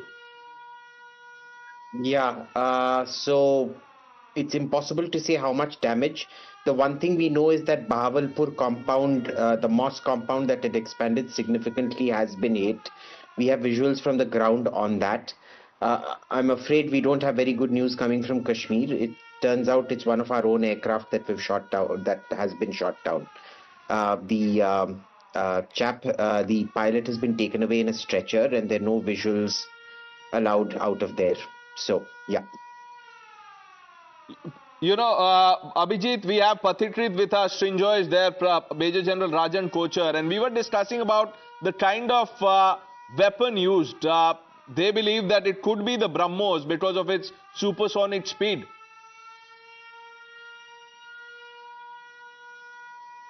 Abhijit. Oh, sorry. Look, I think it may be the BrahMos. At least from the sound we heard. The visual we've seen where these guys are driving and a missile suddenly comes and hits. It is most likely it is the BrahMos given the kind of whistling you're hearing. But again, it's impossible to say. We've got a lot of supersonic missiles in our arsenal which we could have used. Is it a BrahMos? Possibly, yes. Again, we can't confirm till we've seen visuals of the wreckage and seen the debris of the missiles. I'm sure by the morning there will be much better quality visuals of the debris, and then we'll be able to confirm. Okay, but Srinjoy is back. Srinjoy, you got a call. You went out. What's the news? Well, very clearly, the point that I'm hearing is that there were certain targets and there is evidence with the authorities that those targets were accurately hit and the results are very positive. That's what we are hearing, which basically means, yes, there were certain targets, and as I had said earlier, we started this morning by mentioning the 9 targets before anybody else. And we also told viewers what the targets were. Now we hear that there is evidence, obviously visual evidence, of the fact that the targets have been hit and the results are successful. That is what we are hearing. It's very important that the targets were hit and the right places targeted were hit, and that has been successful at this point, and that's particularly important. Okay, it's Pradeep Datta, waving to us. I think he has some more information. We'll go to Pradeep in just a bit, but viewers, let me quickly recap this. Breaking developments. The Prime Minister was up all night, was constantly monitoring Operation Sindoor throughout the night. Abhijit Iyer Mitra is with us, Major General Rajan Kochar, Patikrit, Srinjoy Chaudhary, our team of reporters getting you all the details. We have also been told that at 11 this morning, there will be the CCS, the Cabinet Committee on Security will be meeting. There's also a Cabinet meeting that will follow after that. At 10 in the morning is when the MEA and the MOD are expected to hold a briefing. But Abhijit, the Prime Minister, in his first statement after the Pahalgam attack had said that we will hunt the attackers, the perpetrators to the ends of the earth.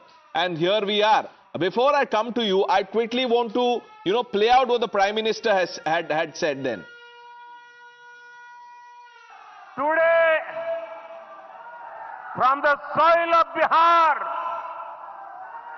I say to the whole world, India will identify, track and punish every terrorist and their backers. We will pursue them to the ends of the earth. India's spirit will never be broken by terrorism. Terrorism will not go unpunished. Every effort will be made to ensure that justice is done. The entire nation is firm in this resolve. Everyone who believes in humanity is with us. I thank the people of various countries and their leaders who have stood with us in these times. This was April 24th. Today is 7th May. Abhijit, a lot has changed. Yes, a lot has changed. First of all, we need to remember we've never carried out this kind of strike before, this kind of multi-weapon, multi-domain strike. The latest report seems to indicate the Navy was also involved. Now, I don't know what the Navy's involvement was.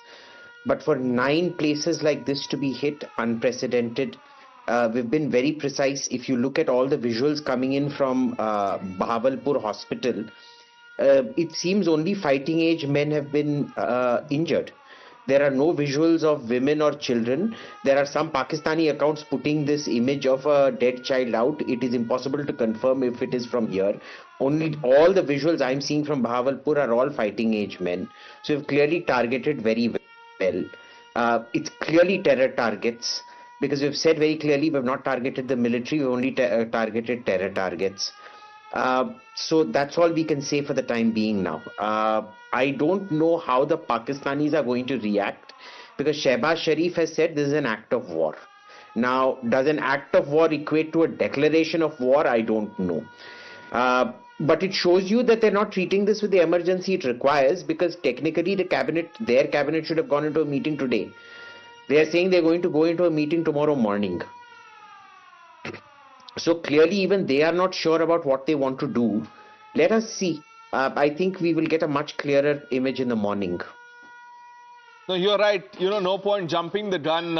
We can only assess the extent of damage, etc. once, we have more details. But you were right when you say that going by pictures from Bahawalpur, at least from outside the hospital, there are unconfirmed reports that say that, casualties to the tune of over 50, 60. Now, we don't know what happened. Pradeep is back with us. Yes, Pradeep, what's the latest? Yes, right now all I can say is that the escalation on line of control is continuing. There has been firing going on from Pakistan side. Till yesterday it was a small arm firing, but now it has graduated to artillery being used by Pakistan, trying to target our posts. That clearly indicate that Pakistan is completely rattled. They don't know what exactly to do, and India is going to give them a befitting reply. Already we have seen a very strong response from Indian side going on, whether it's a Poonch sector, whether it's Naushera sector, whether it's Krishna Ghati, whether it's Bimbar Gali, the firing is continuing. You rightly said, so there are several reports emanating from across the border. We are saying that more than 80 people have died. Now, what Pakistan is trying to do, trying to blame India. Pakistan is saying that India has targeted civilian areas, whether it's Muridke or whether it's Bahawalpur. But everybody knows what is in Bahawalpur and what is in Muridke. India has made it clear that they are going to hit terror gen. Because for the last several years, we have seen that how Lashkar and Jaish, they were bleeding in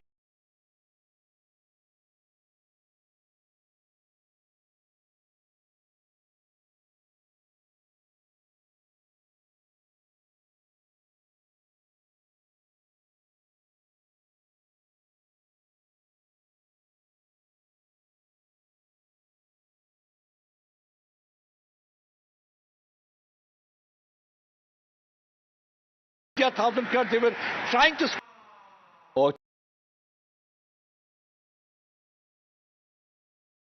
Okay. But they're trying now because Hamid Mir is putting out all kinds of rubbish. So we might also want to take it with a very big bucket of salt. Of course, of course. There was another video being pushed by the Pakistani handles of a jet. That incident had taken place a year and a half ago. So that is the Pakistani psyop propaganda, actually. Not psyops, but we have a reaction from Donald Trump. The world is reacting to India's Mazboot response. Donald Trump was asked a question. This is what he said.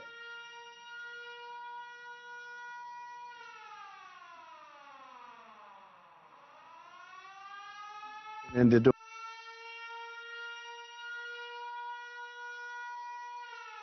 Just as we were walking in the doors of the Oval, just heard about it.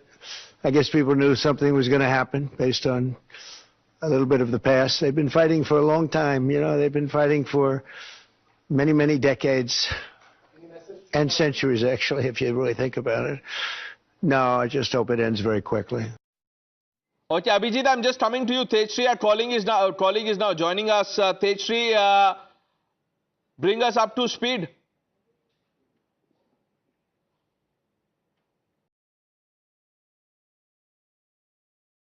We can see you, Tejshri. Go ahead.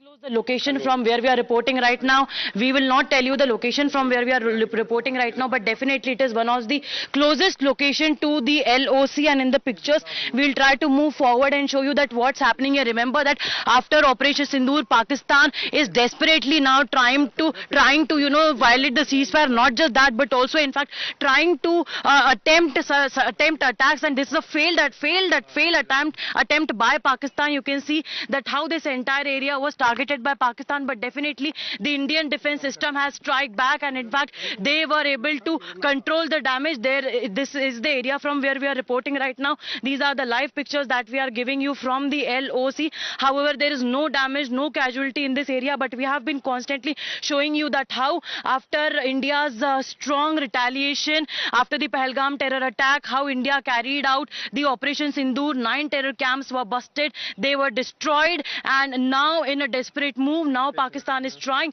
not just to violate multiple times the ceasefire, but also in fact trying to attack such kind of areas, and it's a failed attempt by Pakistan, as you can see in the visuals. Remember that there have been fake news that Pakistan has been spreading, but yes, definitely one thing is very much clear, that this is a failed attempt by Pakistan to in fact attack all these areas, and here that is why we are reporting, showing you the pictures with utmost responsibility so as to what is happening over here at the LOC. We are reporting just nearest point over here from the LOC. Yes, definitely there is a movement of the security forces over here, but we are not telling that from where we are reporting, from where is the location. But yes, again we'll show you the visuals so as to what is happening over there. You see that's the particular area where the Pakistan targeted, but yes, the Indian defense system had in fact completely was able to in fact retaliate. Stay safe. That's more important. Stay safe.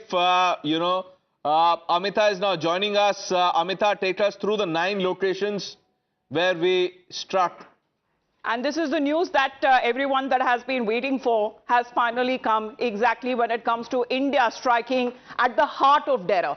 And these are the terror dens, viewers, that has been hit by India as far as this Operation Sindoor is concerned. The locations here are very clear when it comes to these multiple strikes that has been carried out, at least 9 locations. And not we are talking about when it comes to terror hideouts. We are talking about terror headquarters of organizations like the Jaish-e-Mohammed, the elite, that have been struck right in the heart. And this is exactly when it comes to Operation Sindoor. According to sources, what we are learning, that the operation has been successful. The Prime Minister, who has been continuously monitoring the situation, and this is considered as the war room, because there are very selective few people who actually have the information about Operation Sindoor and how it was carried out. Because remember, it was the Prime Minister who gave a free hand to the forces, saying that you choose the time, the location, and how the operation would be carried out. So these are the targets that we are talking about. Target number 1, that talks about Muridke. We are looking at target Gulpur, we are looking at target Bhimber, we are looking at Chakamru, Kotli, a camp near Sialkot, we are looking at Bhavalpur, we are looking at Muzaffarabad, and all of them are terror camps, Pranesh. And this is where exactly when it comes to the heart of such organizations, the headquarters. Amita, Abhijit, your thoughts on these 9 carefully selected targets? So we know every one of them had some kind of a terror complex there, which was very suitably disguised, as a mosque. So if you note, I had tweeted out Detresfa's post from 3 days back on the 5th of this month, which was a mosque complex. If you look at the satellite imagery, it looks like a mosque, except it was expanded. It had a swimming pool. Tell me what mosque has a swimming pool? Of course, they filled in the swimming pool. Kuch to sharam hai un logo mein. But, it was very much a terror training complex. And that the first visuals we've got are, in fact, that exact mosque in Bahawalpur. Right? Now, all the other targets, we're trying to now get imagery of that targets. As you realize, it's impossible to get proper satellite imagery at night. But I'm sure it's going to be following the exact same pattern. If you look at the visuals coming in from the hospitals, these are people dressed, with long beards, typical sort of Pakistani dress. It's impossible to say who's a civilian and who's a terrorist. It's not like a terrorist looks very different. But they're definitely students from some religious seminary. And that is usually how these terror camps are hidden. So I won't be surprised if all 9 of them were that. We have of course claimed we have not hit any military targets, so clearly there's no military folks involved. Terrorists, almost 100% guarantee they are. Pathikrit. So, Pranesh, if Abhijit was talking about some of the tweets by Hamid Mir is trying to project as if it was a cross-border strike by the Indian Air Force fighter planes which have crossed the LOC, which I don't think has happened. Even if the Air Force was involved, it's probably the BVRs which have been used beyond visual range. They don't need to cross the border given the kind of arsenal they have right now with long-range missiles. So I think there will be a lot of misinformation which will be spread by Pakistan right now, because I think they still have the hangover of Balakot, that the fighter planes came in and then they bombed right over there, which in all likelihood did not happen that way this time. Either it was a BrahMos or something else. Even if the Air Force was involved, they don't need to cross the LOC anymore. But I think out of this frustration, there would be some kind of action. Probably some shelling is happening right now along the LOC. We have to see how that frustration takes shape. But I think right now, Shahbaz Sharif would have a very, very peaceful sleep, because I think as for their worst nightmare, they were thinking something would happen in Rawalpindi or Islamabad. The fact that it has happened in Bahawalpur and some other places, I think they are a little relieved right now. So if they are having a cabinet meeting probably 3-4 hours down the line, that is because they need some sleep right now. Secondly, I think they would try to show some bravado. But if that bravado is the way they did it post Balakot, dropping bombs here and there the next day, then we don't need to worry. But I reiterate, the possibility of another terror strike cannot be ruled out if it is today or tomorrow. Of course, because you have that the sleeper cell, the network of the overground workers waiting for the next order from their masters across the border. Sinjoy. Yes, that's entirely possible that there could be another terror attack. And apart from that, yes, what we heard just now is right. The Pakistani forces could retaliate. They did the day after Balakot, not with great success at all. But again, certainly, surely, this has been worked out. This has been war-gamed. So if there is a retaliation, then India is prepared for it. The Air Force is prepared, the Army is prepared. As far as what I heard, the Air Force was involved, the Army was involved. We've been hearing this for 2 hours. The Army was definitely involved, and precision-guided munitions were used by the artillery. The Air Force was always also involved, and similar kind of weaponry was used. So what it means for the general viewer is that Pradesh, a target can be very close to you. The target will be hit, but you will be all right. That's what I'm trying to say. So precise targets to ensure that only terror camps were hit, not military targets and not civilian targets. I asked a source right at about 2 o'clock in the morning about pictures and so on. He said, well, it's all over social media. Have a look. And that's exactly the point that has been made already by our guests, that yes, there are casualties, there are some serious casualties, but they all appear to be terror camp related. There are no civilians and no military people involved.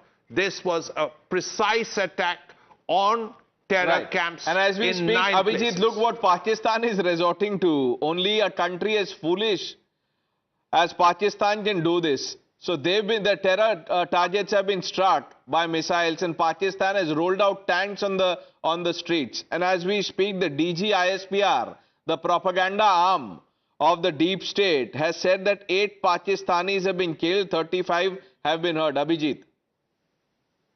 Arey bhai, we ourselves are looking at the visuals coming out of Bahawalpur. It seems like more like 30 people have been killed.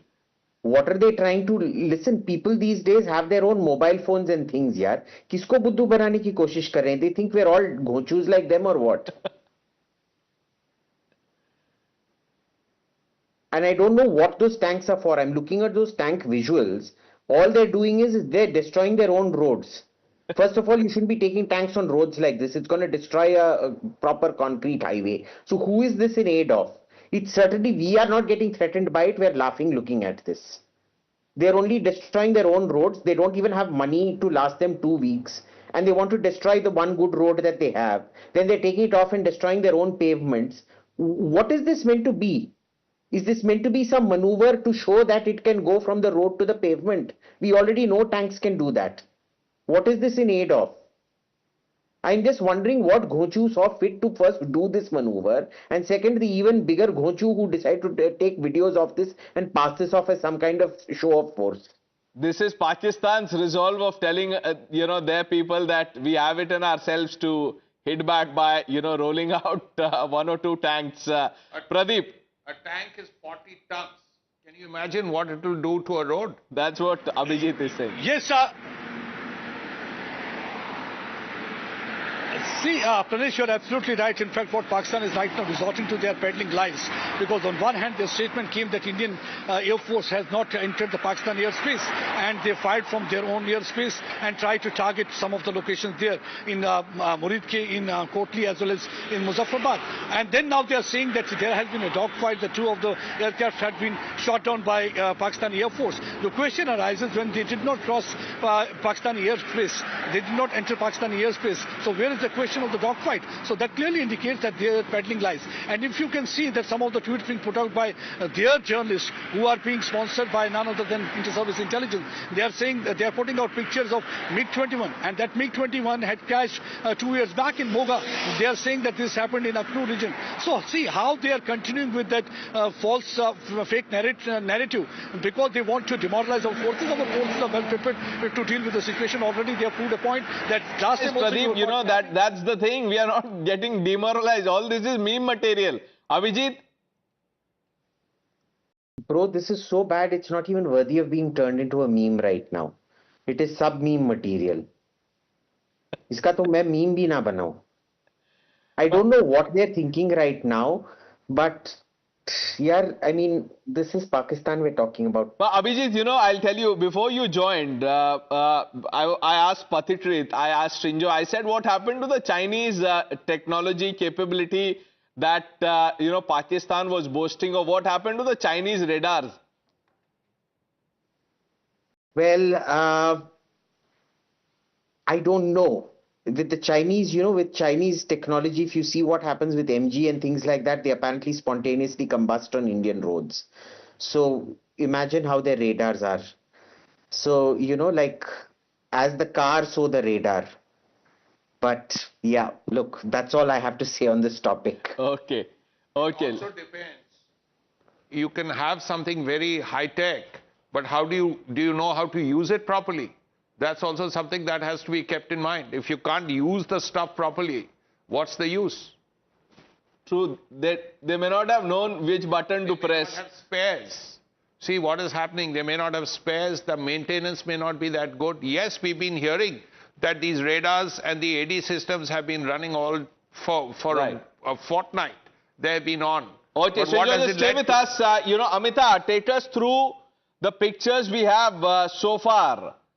This is the sabut, and the emphasis on the word sabut from Pakistan that yes, India struck deep inside. This is coming at a time when Pakistan's admission is also coming here, Pranesh and Srinjoy, that yes, then when it comes to their areas, as far as the terror dens are concerned, they have been targeted, and this is precision strikes that have been carried out by India. Look at these. These are visual evidences that is now coming across in the dead of the night, how precision strikes that were carried out by the Indian military forces.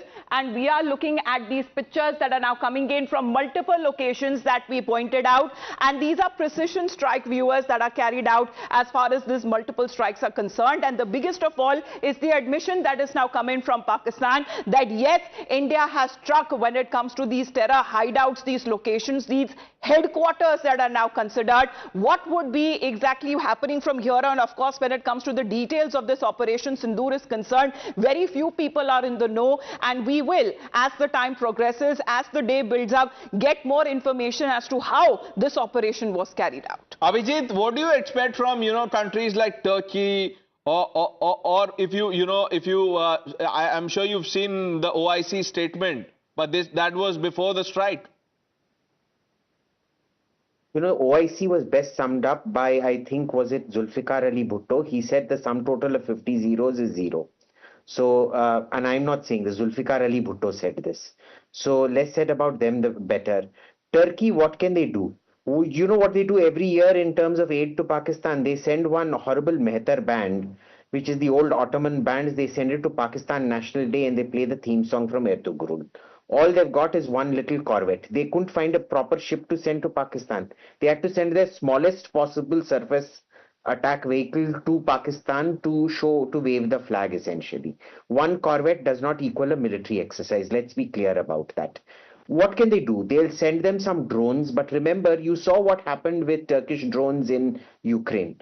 They made the headlines for a month. Within a month, the Russians had found a countermeasure to the Bayraktar drones, and you didn't hear about them anymore after that, right? So that is all realistically Turkey can do. What more can they do? Also remember, Turkish weapons are expensive. They're not cheap. And Turkey doesn't give any discounts to Pakistan or anything like that. They do it on a strictly business basis. So where is the money to buy all of this? Chinese have stopped giving the discounts. See, the Chinese discounts were applicable on Pakistani delivery on running two insurgencies, the Punjab insurgency and the Kashmir insurgency. Punjab insurgency finished 15-20 years back. The Kashmir insurgency is now decisively over. So even those Chinese discounts are no longer available. They have to pay full price. What are they going to do?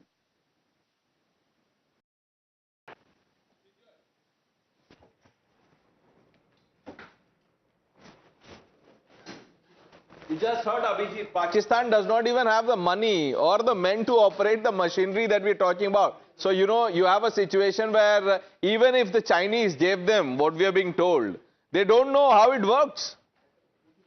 See, the point is, you also, when you have a weapon, you also have to maintain it properly.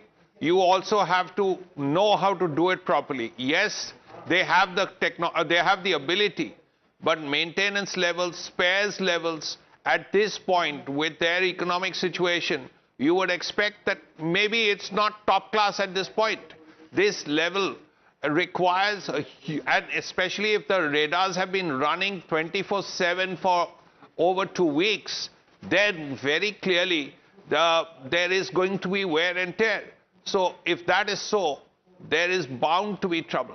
And the Turks, yes, what we heard is right. The Turks have given 2 Milgem corvettes. They are corvettes, fine. But it must be said that what we've been hearing, there are no weapons on them.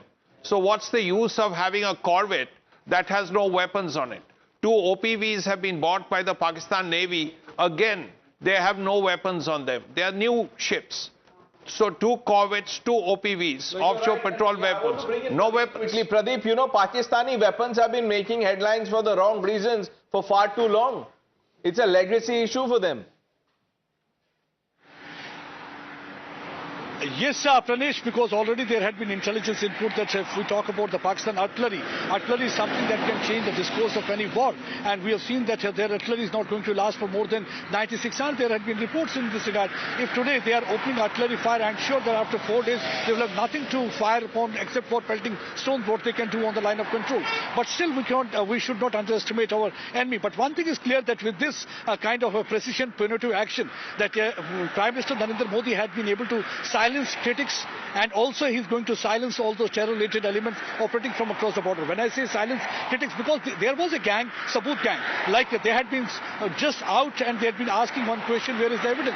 Because during the first surgical strike, they said it was surgical strike. During the second surgical strike, they said, where is the evidence, where is the proof? And during the last 2-3 days here on television channels, the only debate was where the Congress people and many others were asking questions. So Prime Minister should give the Saboot of those surgical strikes. But now there is an evidence. Neither Pakistan can hoodwink, nor they can say that there is no evidence, because you can see there on the screen that how there had been explosion in Bahawalpur area, and that is the heart of Pakistan, where they have hit the terror den. It was from here where Masood Azhar used to hide in a burrow, and that was called Subhanallah, where from he used to target our forces, where from he used to plan operation with the help of Pakistan's inter-service intelligence and Rawalpindi headquarters. But no more now they will be able to come out of their burrows. Already there had been a fear of unknown gunmen. But Group Editor-in-Chief Navita Kumar joining the the broadcast. Good morning. You know, what a time to discuss our response to Pakistan. We are discussing Operation Sindoor.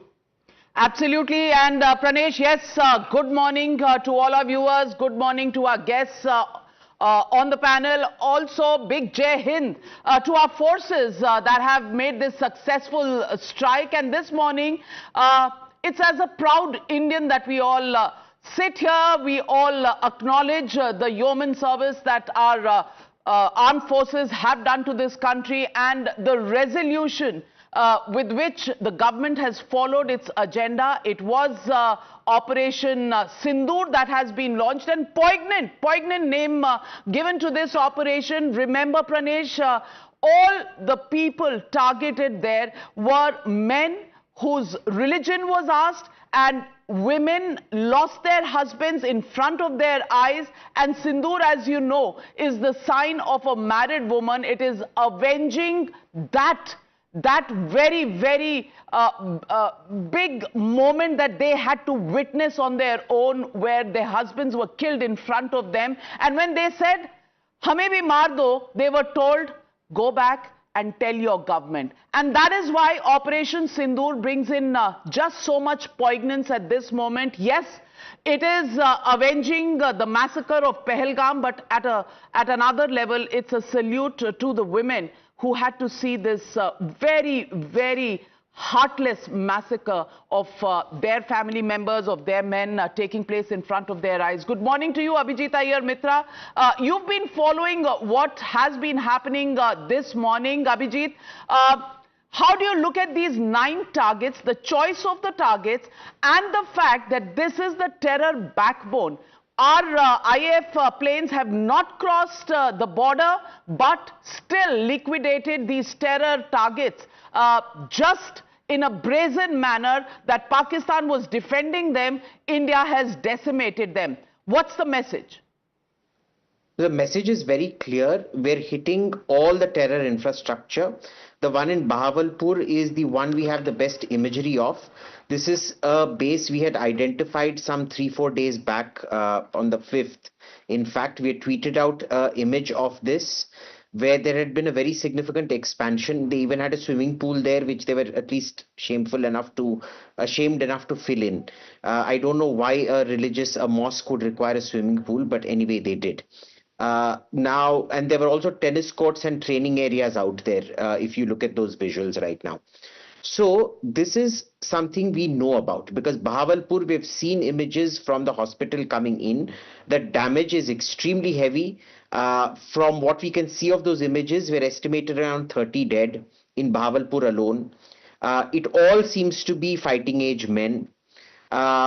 With the other 9 targets, we have not seen visuals come out. I just want to emphasize that Punjab has just had emergency imposed, and the official proclamation of emergency has been declared in Pakistani Punjab, and they are not allowing visuals to come out right now. So even if you look at what the Pakistani Twitter was tweeting out, it has been severely throttled in the last hour or so. We are not getting any more visuals coming out of Pakistani Punjab right now. There's only one conclusion to that. They have suffered some very, very, very serious casualties. If you remember, even during Balakot, all the mobile phones in that region were seized. They did not want anybody to photograph anything. All the phones were taken away. Now, you know, that was a relatively isolated area. Here, you can't afford to take phones away and things like that. You can suspend mobile services, but you can't take phones away. Kitna phone chhinoge aakhir? Absolutely, phone kitna chhinoge, but at the moment what we are being given to understand, 24 attacks at these 9 locations, Bahawalpur as well as Mudrike, Sialkot, these are the areas where there were the biggest terror camps. Mahmood Azhar, Hafiz Saeed, all becoming history today.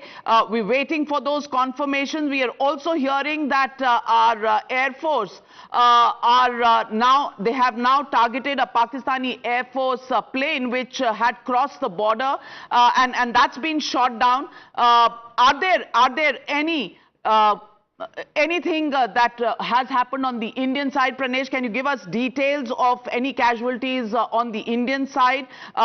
Pakistan clearly admitting that 24 attacks at 6 locations. So out of 9, 6 have been confirmed by Pakistan. That's a big admission even by Pakistan. And, you know, we are not surprised because we were expecting the kind of saber rattling that was going on in the Pakistani media, you know, more so by the mainstream political parties. Even the defense minister was expecting one imminent strike. And in the dead of the night at 1 a.m., India struck deep. And like Abhijit said, the emphasis should be on Bahawalpur. This is not some, you know, a place near the line of control. We struck deep. And then you have Muridke near Lahore. And, you know, at the cost of repeating what we've been saying, the message is clear that just after the strike, NSA Doval picked up the phone, spoke to his US counterpart and said that, look, we've taken decisive action. And then, Navika, we had a reaction from Donald Trump. He said, I've just been briefed about this while we were walking inside the Oval Office. The two nations have a dispute, this, that, the other. But the message is that India did what it had to do. You were talking about casualties. All the casualties are on the other side across the border. This is India's time to ensure that Pakistan pays in blood, in equal measure, if not more, for what they did in Pahalgam. Well, it's very clear. Pakistan ISPR now confirming 8 dead, 35 injured in overnight strikes. That is ISPR. We also have a video which now shows that Pakistan Air Force plane has been shot down. This is on social media. At the moment, we are trying to confirm this, but video now becoming available from Pakistani handles as well, that a Pakistani Air Force plane has been shot down as it strayed into the Indian airspace. Clearly, absolutely no way that Indian Air Force is going to give any space. Pakistan now extremely spooked. 8 dead, 35 injured is what they are admitting at this moment. Defense strategist Major General PK Sehgal joining the broadcast. Good morning, sir. Operation Sindoor launched, and we're seeing the first admissions from Pakistan coming in of the casualties on their side. Clearly, these are being underestimated, but Pakistan just waking up and admitting to the horror that struck them? Absolutely and truly. In fact, the casualties that they're indicating, 8 killed, 35 injured, must have been at each of these locations. All these 9 locations that are huge hubs, terror hubs. Fortunately for us, and unfortunately for Pakistan, most of them lie in the heartland of Pakistan, that's Punjab. You hit Muridke, you hit Bahawalpur, and you hit Sialkot. All these are in the heartland of Punjab. We've indicated to them loud and clear that irrespective of wherever you are, we will get you. It was a joint operation carried out by Navy, Army and Air Force, and very successfully carried out. Pakistan is admitting only that... I'll just interrupt you for a minute, Mr. Sehgal. Srinjoy Chaudhary, my colleague in the studio with us. Srinjoy, you have some big breaking news. Can you give us the latest update that you have? We have just spoken with top sources in the Indian government, and this is what we are hearing. Number one, that India gave Pakistan a fortnight, 14 days, because India wanted Pakistan to take appropriate action. And this was not taken for 14 days. Pakistan was in denial mode. All our inputs we were getting showed Pakistan was in denial mode. Only then did India contemplate action. What we are also hearing, that this was a result of very close coordination between the intelligence agencies and the military. And most importantly, all 3 services were involved. The army was involved, of course, through its artillery. The Air Force was involved, naturally. And what we are hearing is that the Indian Navy was involved in the operation. This is breaking news, Navika. The Indian Navy was involved in the operation. I spoke with someone. He said, yes, the Indian Navy was involved, but I cannot tell you in what way. But certainly the Indian Navy was involved.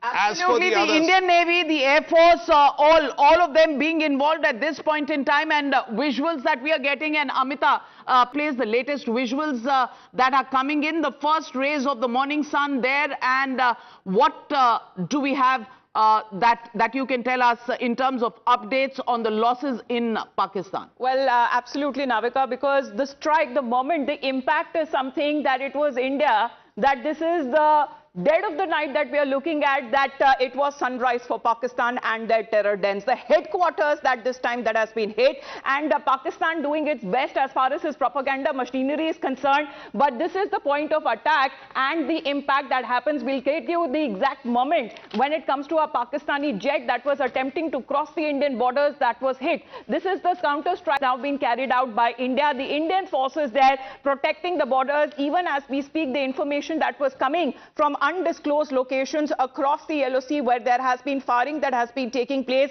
India is retaliating, a befitting response that has been coming. And ever since the last 2 weeks, the Pahalgam terror attack that has happened, there has been continuous unprovoked ceasefire violations by Pakistan all along the LOC and the international border as well. So this is that very moment as far as the night skies that has been lit up where a Pakistani jet, Navika, was shot down. Absolutely, Amita. And Abhijit Iyer Mitra, we are also getting information the Pakistani army and ISI control rooms have been targeted. Can you confirm this for us, Abhijit? Any latest information that you're getting? But there are some reports that are suggesting that the targeting of the Pakistan army and ISI control room also possible. It is possible, Navika. The issue is, night satellite imagery is virtually impossible. We can't see much, we can't discern much. We do have images, but we're not able to make head or tail of them. By first sunlight, we'll be able to confirm within about 4 or 5 hours, depending on which satellites are flying over. Right now, it's just impossible to confirm. But can I just say this? All of these terror camps, they invariably have a sort of, camp office of the ISI in there. They're not allowed to run things by themselves. They always have some ISI detachment camping out there overseeing, because, they also need to be monitored. Remember, what can be used against India can very much be used against you also. So they also want to know who's coming in the camp, how it's being managed and things like that. I don't know if that is the reference to ISI offices being targeted. But certainly the Bahawalpur mosque certainly had some kind of a fairly large ISI field office operating out of it as far as we can tell. Okay, important updates. Srinjoy Chaudhary, over to you.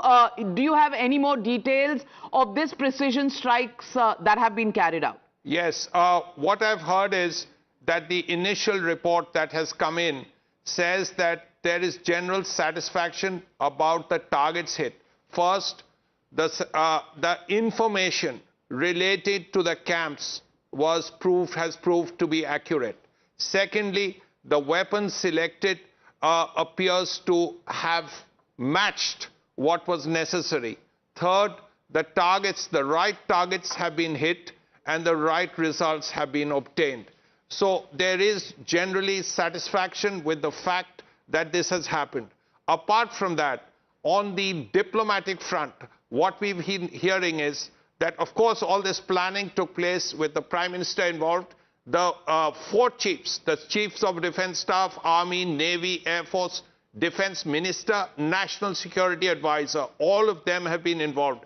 Now, what we know is that the National Security Advisor has already spoken with senior officials. Naturally, we know Marco Rubio has had a discussion, but also with the British, with the UAE, and with the Saudis. All these countries have been spoken with. Our points of view have been mentioned. That, look, we waited 2 weeks for Pakistan to do something about it, to do something about Pahalgam, to take action against the terrorists who were involved in Pahalgam. But nothing happened. We waited for a fortnight. Pakistan, these are the words that were given to these countries. Pakistan was in quote-unquote denial mode. So as a result of that, India was forced to do it. Absolutely, Indian hand forced their Srinjoy, and latest information that we are getting is that our air systems, Akash, were absolutely active since last evening. Even as we speak, Prime Minister is sitting with key officials monitoring Operation Sindoor. In fact, I just want to play out that soundbite of Prime Minister Narendra Modi that showed the resolve of this government to retaliate back and to pay back Pakistan in the same coin as they did with the massacre in Pahalgam. This is what the Prime Minister had vowed. Listen in. Today, he's exercised the option of retaliation to Pakistan. Listen in. Today, from the soil of Bihar, I say to the whole world, India will identify, track and punish every terrorist and their backers. We will pursue them to the ends of the earth. India's spirit will never be broken by terrorism. Terrorism will not go unpunished. Every effort will be made to ensure that justice is done. The entire nation is firm in this resolve. Everyone who believes in humanity is with us. I thank the people of various countries and their leaders who have stood with us in these times. Well, that was Prime Minister Narendra Modi's message and warning to Pakistan, message to the world, where he said this is not going to go unpunished, and the punishment, the retribution has come today. India used French-made scalp missiles and hammer bombs from Rafale jets against Pakistan. That is the information. Also, Mudrike, the Lashkar headquarters, Bhavalpur, the Jaish headquarters, Muzaffarabad, Kotli, Gulpur, Bhimbar, Chak Amru, Sialkot, the place from where Lashkar and Jaish had been operating to push terrorists from across the international border to keep the pot of terrorism boiling. All of these have been on target in the Indian airstrikes. And Pranesh, is this where we claim that 9 places targeted? Do you expect retaliation? We are also given to understand that Pakistani Air Force planes hovering around the Indian airspace, and our Indian Air Force planes also there almost eyeball to eyeball. How do you see this escalating further, or will it be contained at this level? You know, Navita, I can say this with some amount of certainty that Pakistani forces, out of utter desperation and frustration, are targeting civilian areas like they do all through the year. So this is their way of saying that, look, we can also do something. So large-scale shelling is going on. Pragya is also joining us, Navita, from outside the LKM, and we are being told that the Prime Minister was up all night monitoring Operation Sindoor. Pragya.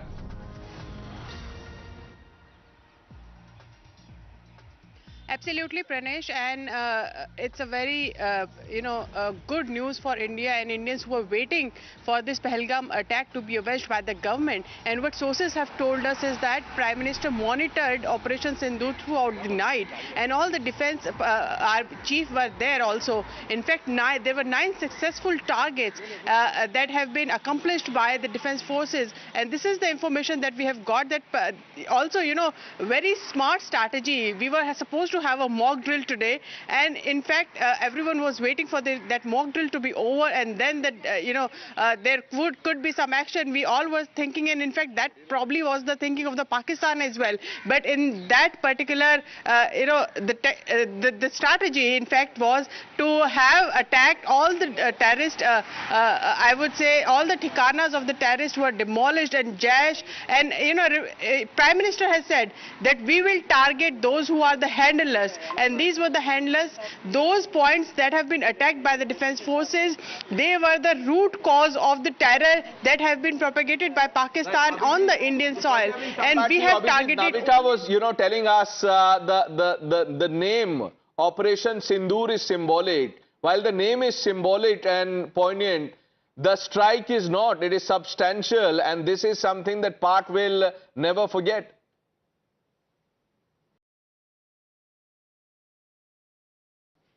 Abhijit, can you hear us? Sorry, could you repeat? Symbolic name for the Operation Sindoor, but targets now being confirmed even by Russian television, who are saying that rubble exists in the aftermath of India's attack. Well, what are you getting in terms of updates, Abhijit, from your sources, and what is the extent of damage? Can we now quantify this damage, and can we also actually give the status update on how much this confrontation, this conflict is going to blow up? Now, look, what I can confirm is only through exclusion. With Bahawalpur, we actually have visuals. With Muridke, we have visuals. The others, we still do not have those visuals. We probably will never get them. They're going to seize the phones, etc., etc. They'll say, we killed a few crows, or in this case, I don't know, maybe you don't get crows in the other places. Like in Balakot, you probably get parrots and mynas, so they'll claim we've killed lots of those. But we know the moment phones are seized and internet is shut down, the damage is very heavy. Number one. Number two, by the morning, we will have satellite confirmation and we'll be able to confirm the extent of the damage. Number three is, the Pakistanis are putting out a lot of fake info at the moment, so it's becoming impossible to scan what is real information coming out, what is fake information coming out. They're deliberately taking a lot of Gaza video clips and posting it. Their own bots are posting it, claiming to be from the ground, so as to confuse us and mislead us, right? And it's impossible at this time to be sifting through all that information and saying. But clearly the damage is very heavy. The precedent is the very important thing. This has set a very significant precedent that when there is a terror attack, your attacks are going to be disproportionate, they're going to be extremely heavy, and we're going to be fairly unrestrained in our choice of targets. Now, the question is, what does Pakistan do? Tomorrow their cabinet is meeting at 10 a.m. It is now entirely up to them if they want to escalate this situation and go in for some major action. And then, of course, it spirals into war. Now, I suspect the reason that they're putting all of this out, this Hamid Mir and Khwaja Asif, their defense minister, is saying they've shot down 5 Indian aircraft. I suspect he's putting this out, zero proof, by the way. I suspect he's putting this all out so that in the morning they can claim that they've scored a moral victory or some kind of a real victory or whatever. Muh tod jawab de diya, and they will say it has ended. Maybe this is their path of de-escalation, in which case I don't care. It's great they're de-escalating. The question is, let's see what happens after their cabinet meeting, the security cabinet meeting tomorrow. Well, very important updates, RTV visuals on our screens at this moment, and these visuals clearly confirm the extent of damage that has been wreaked on the terror hideouts that were present inside Mudrike as well as Bahawalpur and Sialkot areas. What we are also being given to understand is United States watching this entire situation at close quarters. We have Mark Rubio's statement coming in. He's just tweeted saying, I'm monitoring the situation between India and Pakistan closely. I echo POTUS's comments earlier today that this hopefully ends quickly and will continue to engage both Indian and Pakistani leadership towards a peaceful resolution. So the United States of America standing by and watching the situation closely. RTV tweeting the visuals of the damage in Pakistan. What we are also being given to understand is that even as Pakistan Air Force planes wanting to breach the Indian airspace, they are being countered by the Indian Air Force planes and the air defense systems that are on full alert.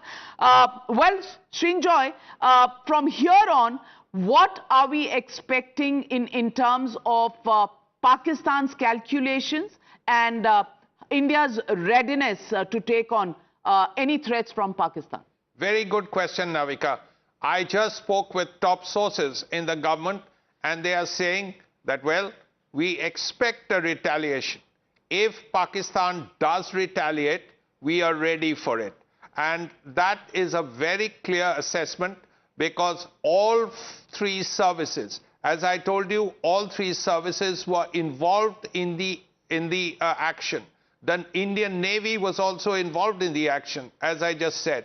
And all three services are at this point absolutely ready for any kind of retaliation, either which has actually begun, by the way, because artillery exchanges have already started.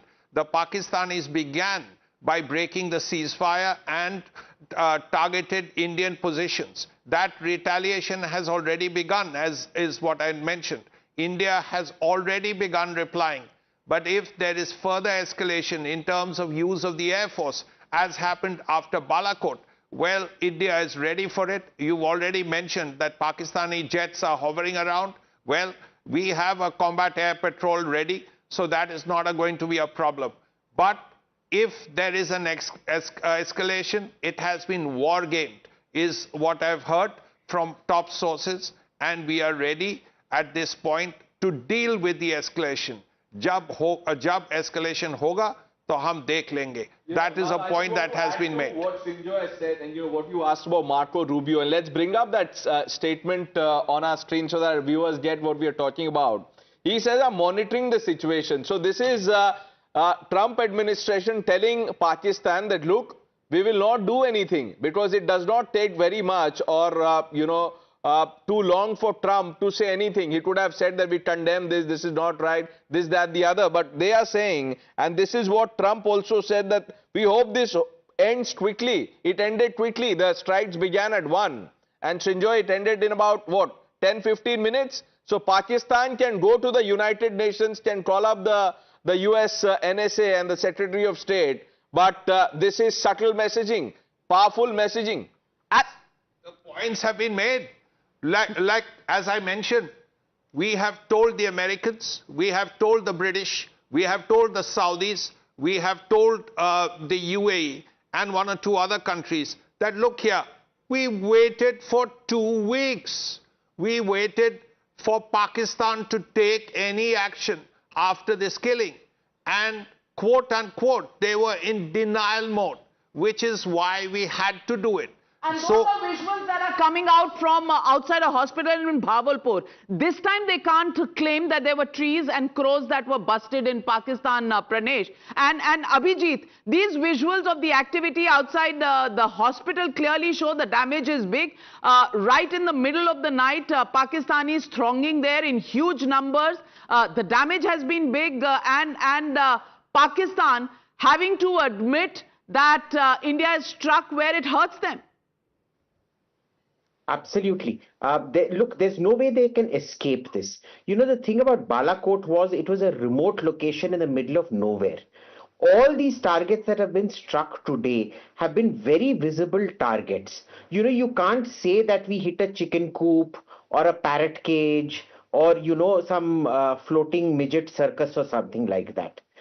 This is very clearly intended to send a very public message. Now we need to understand the Pakistani psyche. Whatever you do to them in private, it doesn't count for them.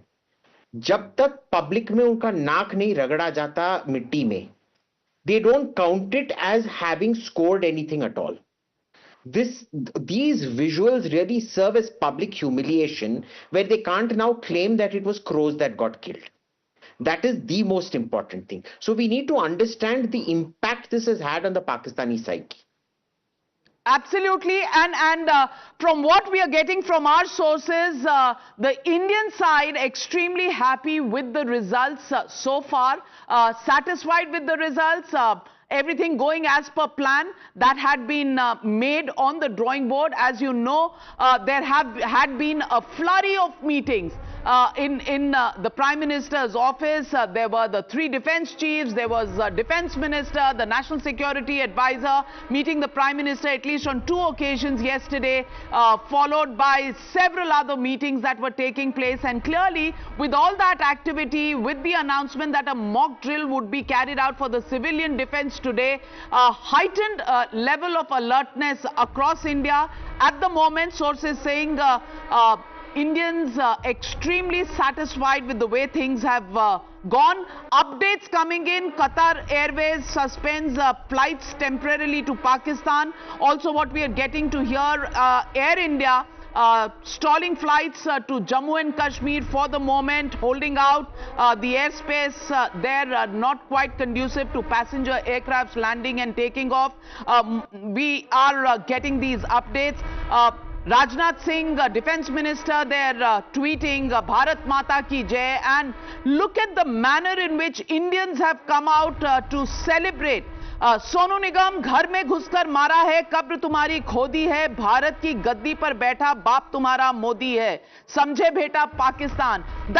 That's the emotion coming in from Indians. Also coming in many other leaders. Chandrababu Naidu just tweeting out there saying that India and Indians extremely happy.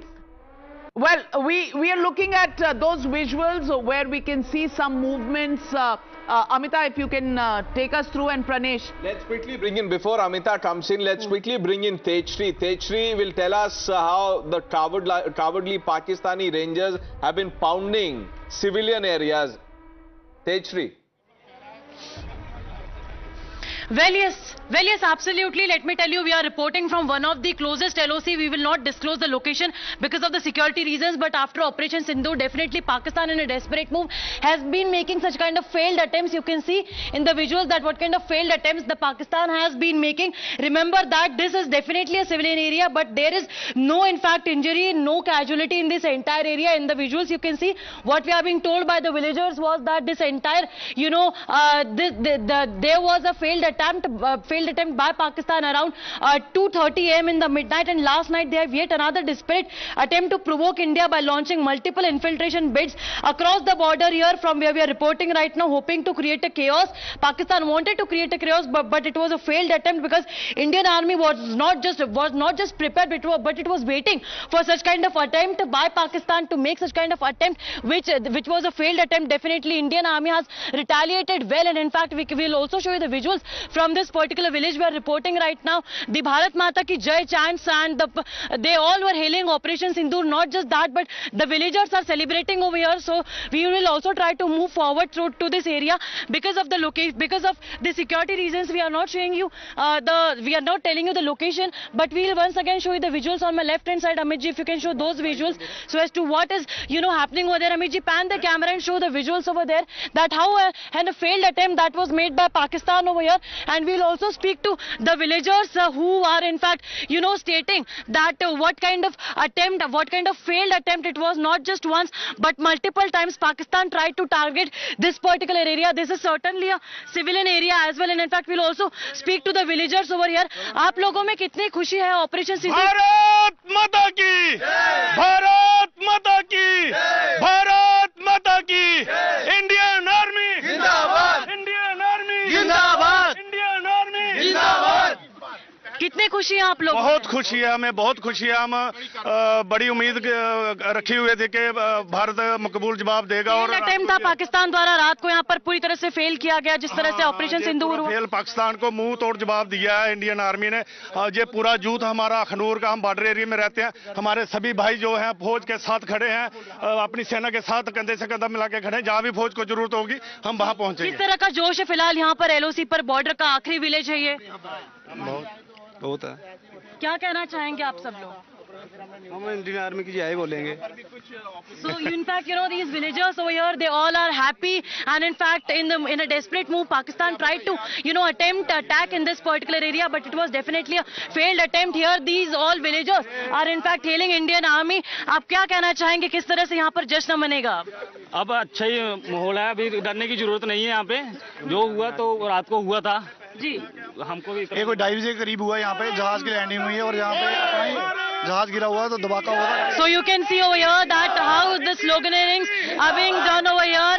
You can see the people are chanting the slogans of Indian Army Zindabad, Pradhanmantri Modi Zindabad, Bharat Mata ki Jai. Such kind of slogans are being raised over here. किस तरह का जोश है फिलहाल आप लोगों में अभी? बहुत ही बढ़िया जोश है. हम बहुत ही खुश हैं जो इंडियन आर्मी ने ये कार्रवाई की है. इंडियन आर्मी जिंदाबाद, इंडियन आर्मी जिंदाबाद, इंडियन आर्मी जिंदाबाद.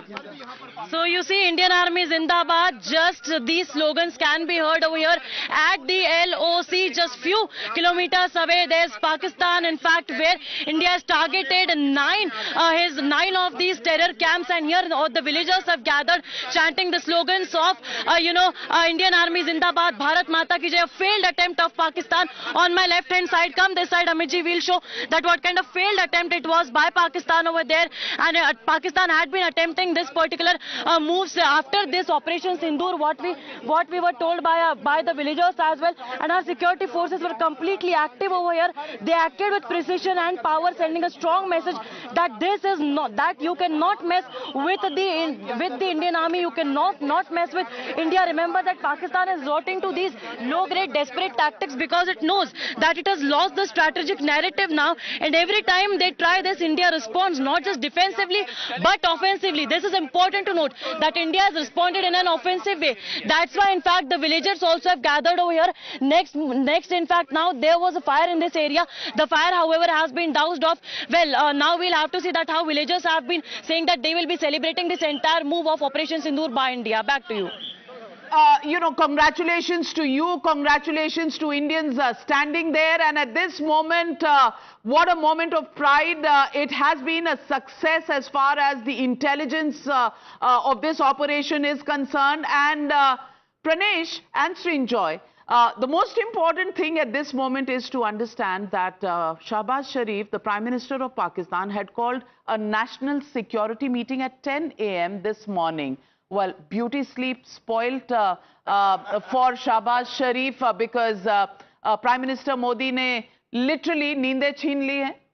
See, 1 o'clock was decided upon. It appeared to be the right time and the right places were hit. What is very important to note is that even to our friends abroad, we have said this. We have told them just now that, look, we had to do it because in that fortnight, nothing was done. There was a denial mode. And if there is constant denial mode, what can we do? We are forced to do this because the other side is in a way of saying, they are saying that, look, we have nothing to do with it, this is nothing to do with us, etc., etc. Now, we were forced to do it. The point that is often made, the phrase that is often used is intelligence failure. In this case, it's an intelligence success. Absolutely, intelligence success, and rubble there in Pakistan, terror camps can be seen. And Pranesh, why this attack was important is, it's not just in PoK. There are locations inside Pakistan that have been targeted. Not one Indian plane crossing the airspace of Pakistan. Yet the missile targeting from Navy, from Air Force, has decimated these terror camps. Masood Azhar, Hafiz Saeed, and those visuals coming from outside Bahawalpur hospitals, clearly showing the extent of damage, while of course the political leadership in Pakistan is catching up on their beauty sleep. They'll have sleepless nights that, like you said, Modi disturbed their sleep. But, Navika, look what has happened. Like they say, Pakistanis expect कर रहे थे हमारे jets cross करेंगे जैसे last time हुआ था. Out of syllabus आ गया. Our missiles went in. Our jets stayed inside the border. Missile struck 9 targets. And for anyone who does not understand the intensity of this strike. Where is Muridke? Muridke is just 40 kilometers or 45, 50 kilometers from Lahore. We have gone clearly beyond Balakot. Last time, 7 targets were hit. This time, we've gone deeper and hit harder. Pradeep. Yes, Pradesh, you're absolutely right. This was an offensive defensive strategy of Indian Army and Air Force, that this time they were able to destroy and decimate many of their headquarters, because last time we had seen that when first time the surgical strike was carried out, that time they had targeted launch pads, and second time it was Balakot where Jaish-e-Mohammed headquarters was decimated, and this time they have targeted the terror den. The terror den is in Bahawalpur area. From Bahawalpur we have seen that how Jaish-e-Mohammed had been operating. From here Masood Azhar used to operate along with inter-service intelligence and Rawalpindi headquarters. Then Muridke, it has been headquarters of Lashkar-e-Toiba, where from Hafiz Saeed used to operate. So by decimating and demolishing these headquarters, a message has been sent loud and clear by Prime Minister Narendra Modi that blood of Indians is not that cheap, and you will be made to pay the price for the sin that you have committed in Pahalgam. You can yourself see that when first time the Uri attack took place, within 10 days the Uri strike was avenged, and second time after Pulwama bombing, within 12 days it was avenged, and this time they have taken 15 days to avenge Pahalgam massacre. If you are going to erase Sindur of our young women by killing their husbands in front of their eyes, we are going to wipe out your terror den. That is the message that has been sent by Prime Minister, and that assertion had been translated, those words, into action. Mitti mein mila dunga, and you can see they had been mitti mein mila dunga, because when those missiles from the Rafale were fired from the Rafale fighter jets, like from air to surface missile, they have simply brought those headquarters to surface, and now it will be for the Pakistan to see how they are going to retaliate, because when we say offensive defensive, now India will be in a defensive position to counter any kind of retaliation from Pakistan side. So far Pakistan has already resorted to artillery shelling along the line of control, where they have kept the border hot. Major General Sehgal, what can Pakistanis do apart from, grumbling and apart from the frustration that they're showing already? Except for frustration, I don't think they can do anything very much. They will continue to target civilians in the LOC area, and that's exactly what they're doing. They will also try and make certain noises and try and do air intrusions. But I'm very, very certain any attempt to do any air intrusion, the aircraft will be shot down. Our air defense is very, very strong. S-400 is there, Barak is there, Akash is there, and the Indian Air Force has the capacity to knock the aircraft out beyond visual range. Before they can even come anywhere near, Rafale will shoot them out.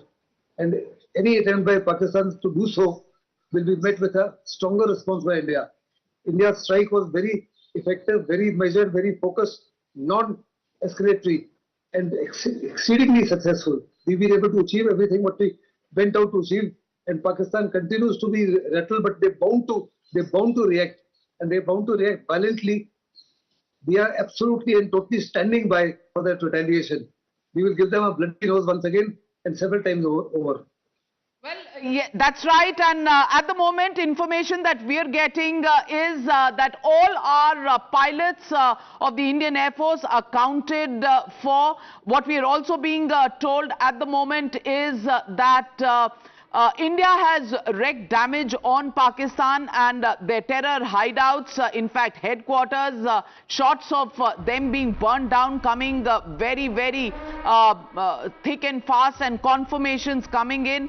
There have been several jets as well. There is information that is coming out at this moment that Indian side speaking diplomatically, also engaging with other countries to keep them abreast with all the information, with all the developments that have taken so far, and India also putting out our point of view that we waited for 15 days, absolutely no action and more threats coming in from Pakistan, which is why this was inevitable, had to be done, and these are terror targets that have been actually decimated. It's not been any military installation, so it is not an act of war, it is an act of offensive defense that the Indian side has undertaken. That is the diplomatic stand that India has taken at this moment. And for everybody tonight here, how's the Josh, Pranesh? It's high, and it's for the world to see. You were talking about what we've done diplomatically, even in the days leading up to Operation Sindoor. And we have pictures, in fact, Rishabh joining us from outside the North Block. There will be hectic activity, if not already, in a few hours. But Navital, in the days leading up to Operation Sindoor, there were at least 80 to 90 envoys who were briefed by the government that, look, we've suffered this. The Pakistani terrorists crossed over and they spilled Indian blood. Indian blood is not cheap. And after the strike tonight, immediately hotlines were active.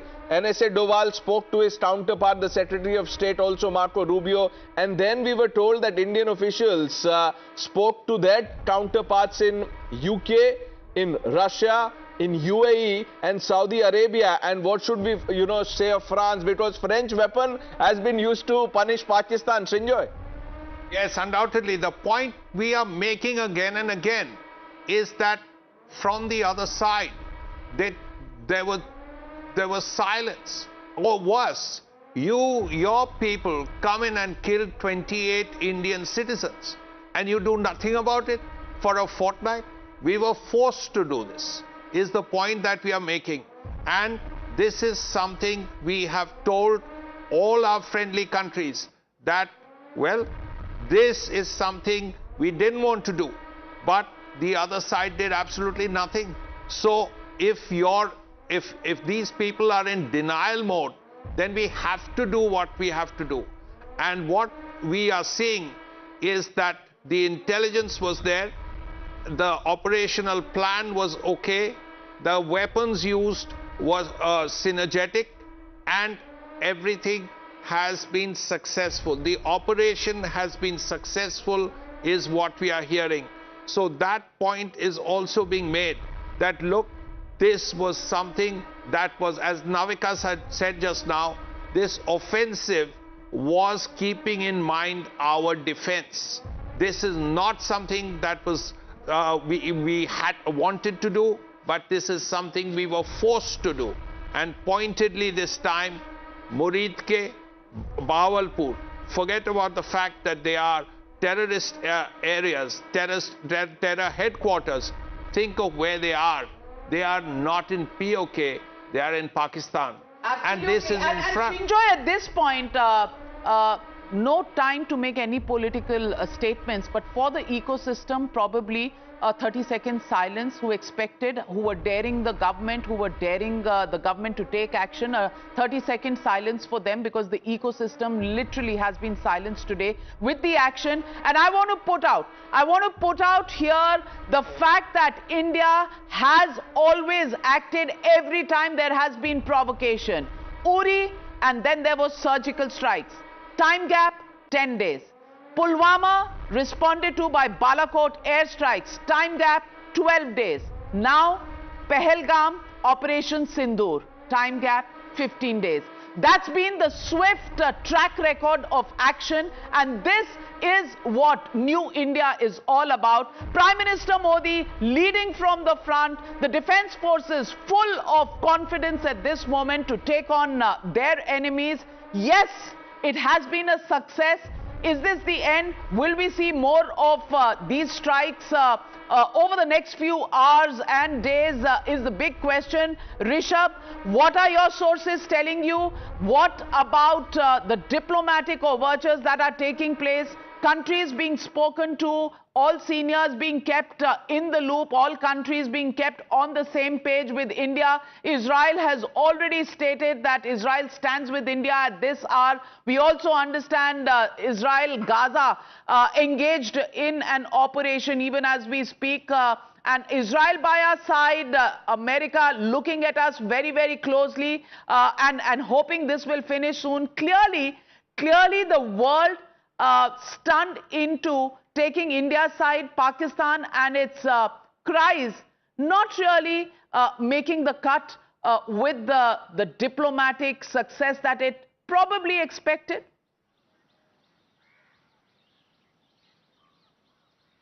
Well, what we are given to understand that India is diplomatically handling it very meticulously. We have seen how things unfolded in UNSC just 24 hours ago. India, humiliated Pakistan in UNSC without being part of UNSC right now. Yesterday we broke the story that how India's MEA has been tasked to ensure global support once the strikes happen. And whenever it happened within few hours of that news break. Now what we are given to understand that senior officials from External Affairs Ministry are in touch with authorities in United States, UK, Russia, and other countries as well. Global support is being garnered right now by India. India has put forward very categorically that we haven't targeted civilians, we haven't targeted the government or military installations. We are only targeting terror launch pads, terror places, and the terror hideouts, and hence our war is only against terrorism, not against the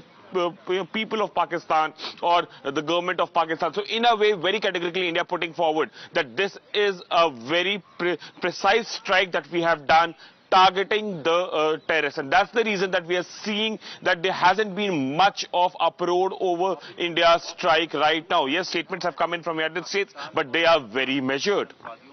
Very, very measured statements coming in. In fact, latest information, Indian Air Force is doing more patrolling in the Indian airspace close to the Pakistani border to ensure air dominance. That's what we are being given to understand. Well, the first reaction from the Congress party coming in, Randeep Singh Surjewala tweeting Jai Hind. Well, the Congress party is woken up after all the provocation to Prime Minister, after all the Rafales with Nimbu and Mirchi. Well, today they have Operation Sindoor to respond to. And clearly at this point, combat air patrols are on. Srinjoy, what is the latest information? Very clearly, you can expect any retaliation at any time. So you have to be prepared for it. To be prepared for it, well, on ground, you have artillery against you. We are hitting back with artillery. Now, if there is a PF intrusion, then we have aircraft flying, and they are ready to not, for one, detect the intrusion and then take suitable action.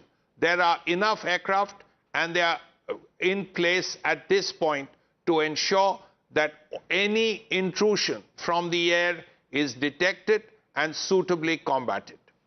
Well, clearly at this point, India cannot afford to let its guard down, but the entire operation lasting 30 minutes and the devastation there, very, very clear. If you look at all Pakistani channels, which are now, most of them banned in India, Pranesh, you see the extent of damage that has been wreaked. In fact, some social media handles that you can still trace from India can show this damage. People who are injured being brought to the hospitals. We're also seeing the terror camps, Masood Azhar, headquarters of the Hafiz Saeed, all of them brought down to rubble at this moment. Huge success as far as Operation Sindoor is concerned. Our braves have done it once again, the defense forces. And like the previous two times during Balakot and surgical strikes, are we expecting another military briefing that will take place? No chest thumping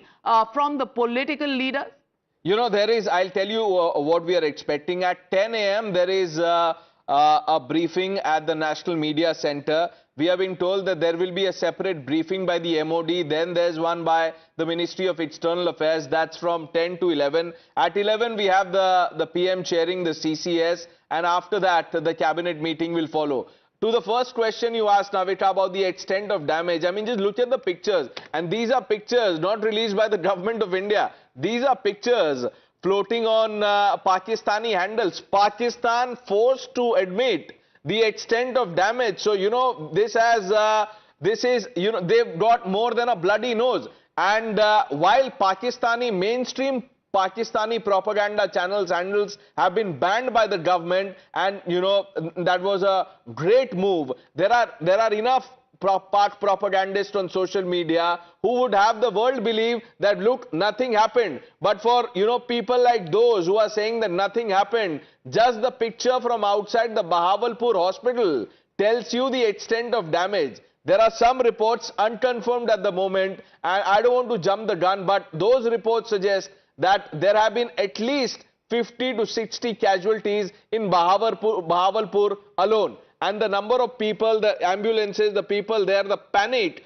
all around tells you what happened. This is not what, let's not fall for the propaganda of the DGISPR. They are saying what they have to please their bosses, to, give a sense of a belief and confidence to their people. But that is not true. India went inside deeper than last time. This is beyond Balakot. And like you said, Navika, the Prime Minister had said it very clearly that I am leaving the decision to our armed forces. Our armed forces assess the damage. In fact, we have a reaction coming in.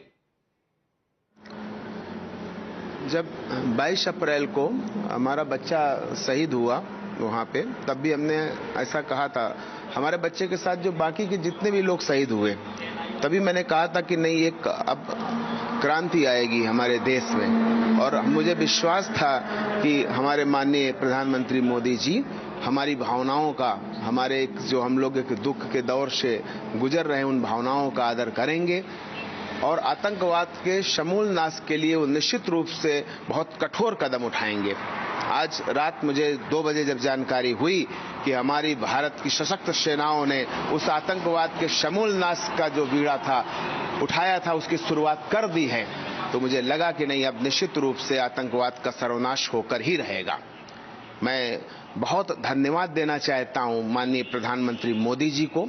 हम लोगों के हृदय में, मेरे हृदय में जो 22 अप्रैल से एक प्रतिशोध की आग ज्वाला धधक रही थी, आज उसको निश्चित रूप से शांति मिली है।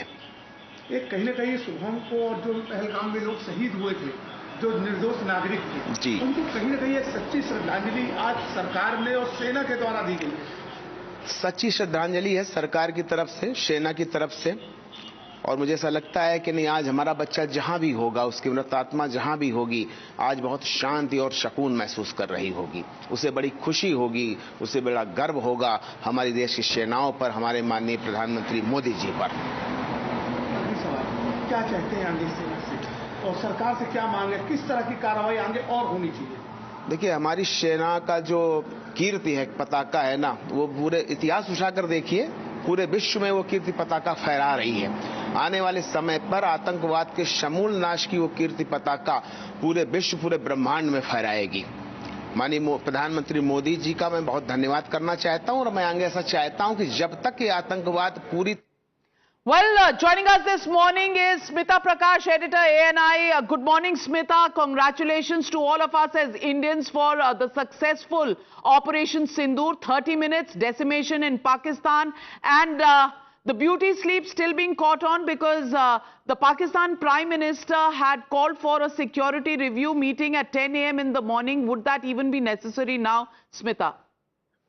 I think, yes, congratulations in the sense that we have avenged what happened in Pahalgam. It took 2 weeks, but decisive action, and the targets have been hit. And it's very significant that we have hit Bahawalpur, not just in PoK, we have hit Pakistan inside Pakistan. Very strategic, very important targets have been hit, and it was monitored personally by the Prime Minister, sources have confirmed. But 9 targets hit is something which we expected, and I think whether the briefings happen now or not, the fact is that the Deputy Prime Minister of Pakistan has already confirmed that these targets were hit. The Indian first response that came in did not specify where the targets were, but the Pakistan Foreign Minister and the Deputy Prime Minister, they confirmed. Of course, it's fog of war, so there'll be a lot of claims and counterclaims which will happen, especially from the Pakistani side, which first said that India has not violated the airspace, Indian aircraft, but then they claim to have downed some aircraft. India has not had a briefing so far. We do expect that soon there will be a briefing. As far as catching up on sleep is concerned, no, not anymore. I think that got over late last night or early this morning. All right, Smita, those updates very clear. Of course, Even the ISPR is talking about 8 dead and about 35 injured, which is a lot coming from DG ISPR as far as Pakistan is concerned. But clearly at this point, the damage seems to be much more than that, and visuals that are coming in about these 9 spots where the strikes have taken place, Pranesh, clearly telling us that this is a time where we are going to see a lot of misinformation also being spread and information coming in against ceasefire violations happening and shelling that is going on. The LOC red hot at this point in time, but that's to be expected, Pranesh? Absolutely. What else do you expect from Pakistan? And this shelling happens, through the year. And this is the utter frustration, desperation of the Pakistani deep state. They are targeting innocent civilians. 3 civilians have been killed due to Pak shelling. That's the latest coming in. Captain Alok Bansal also joining the broadcast. Captain Bansal, good morning. Your first thoughts on Operation Sindoor? See, it was coming. We all knew that the government of India had to take an action against the terrorist sites. And what is important is that India has selected these 9 sites carefully. They are non-escalatory. They are actually not military targets. These are the sites where militant camps were there. So we have, I think, given a very clear-cut message. We've also shown our superiority because all our aircraft, as per my inputs, have returned very safe and sound. All attacks have not resulted in any damage to the Indian sites. And Pakistanis at this moment are actually trying to put up a brave front because they really don't have any response. So you will keep getting responses from Pakistan, which will be different. As of now, they're talking of some casualties and they're talking of civilian casualties, but these are not civilians, but are terrorists who were actually based at these infrastructures. And I think next few hours, in fact, next few days are going to be of great preparedness, because there is no doubt that Pakistan, howsoever symbolic, would like to retaliate in some way or the other. Well, retaliation was expected within 15 days of the Pahalgam massacre. There has been retaliation, and Pakistan still reeling. And the Pakistan worst kept secret on terror actually being destroyed at this moment, given the fact that the terror hideouts of Masood Azhar, Hafiz Saeed, all of them being decimated. We are also joined by Dhruv Katoj, Major General Dhruv Katoj. How do you look at the action so far? There is some heavy shelling that's happening across the LOC. We are fearing some civilian casualties. We are waiting for confirmation. But expected retaliation at this moment from Pakistan, and in the garb of this LOC ceasefire violation, do you think they are trying to push in more terrorists? Indian Army, of course, keeping tabs on the situation? Thank you. No, I don't think the ceasefire violation has got anything now to do with pushing in terrorists. It is simply an attempt by Pakistan to to show that they are taking some action. The operation which has been carried out by the Indian Armed Forces, I think, has been very targeted and very specific. And for a change, the Pakistani government has acknowledged it. Otherwise, they are always in a denial mood. Now, as Captain Alok Bansal has said, the next 48 hours are going to be critical. We will see which way it goes, because Pakistan will have to show, to save face, they've got to tell the public that we are doing something. One of the things which they have tried to do is this artillery shelling along the LOC, which, as far as I'm concerned, the ceasefire now is effectively dead and buried. It is over. So there will be no restraints on either side. And as Pakistan has chosen to escalate the LOC, the Indian response will be similar. But we have to wait and see. I have to interrupt you there. Breaking news coming in. More strikes are expected. More terrorist locations have been identified. Any retaliation from Pakistan will be responded in an appropriate manner. We now need to take this breaking news on air. More strikes expected. More terrorist locations have been identified. And this is the big breaking news coming in at this moment. Shrinjoy, we're ready to go in for other strikes as well. The timing yet to be decided, and clearly India not letting off very soon. First of all, we have only struck 3 or 4 places, 9 altogether, Muzaffarabad 2. But we know for sure that there were at least 15 or 16 terror training camps. So even if you've hit quite a few, there are still others that are active, and where there are terrorists at this point undergoing training, given weapons, and being indoctrinated and told to move towards the line of control or the IB. So those terror camps still exist in PoK, in Pakistan. And the point is... So India has unfinished business. Rishabh, Yes. You've got that update. Rishabh, more strikes expected. Obviously, we will not know the timing of when these are being planned, but clearly this is unfinished business. Operation Sindoor continues here. It's a ... to be continued.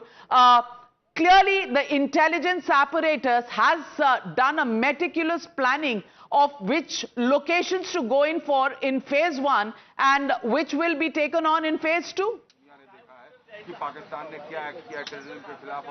Well, what we are given to understand that Operation Sindoor is not over. More strikes are expected, Navika. What we are given to understand, the defense armed forces have actually identified more terror launch pads, more terror hideouts in PoK as well as Pakistan as well, and more strikes are expected. What we are given to understand that these strikes could be about 100-150 kilometers inside Pakistan. We are not talking about PoK, we are talking about the Indian boundary that India agrees upon. Whole of Gilgit-Baltistan and whole of PoK is India. So furthermore, inside Pakistan, around 100-150 kilometers, more strikes are expected. This showcases that how terror launch pads or terror camps are located inside the civilian areas of Pakistan as well, and the reason they have not been struck in the first, because India wanted civilians to be careful about Indian strikes, and that's the reason that only 9 terror locations have been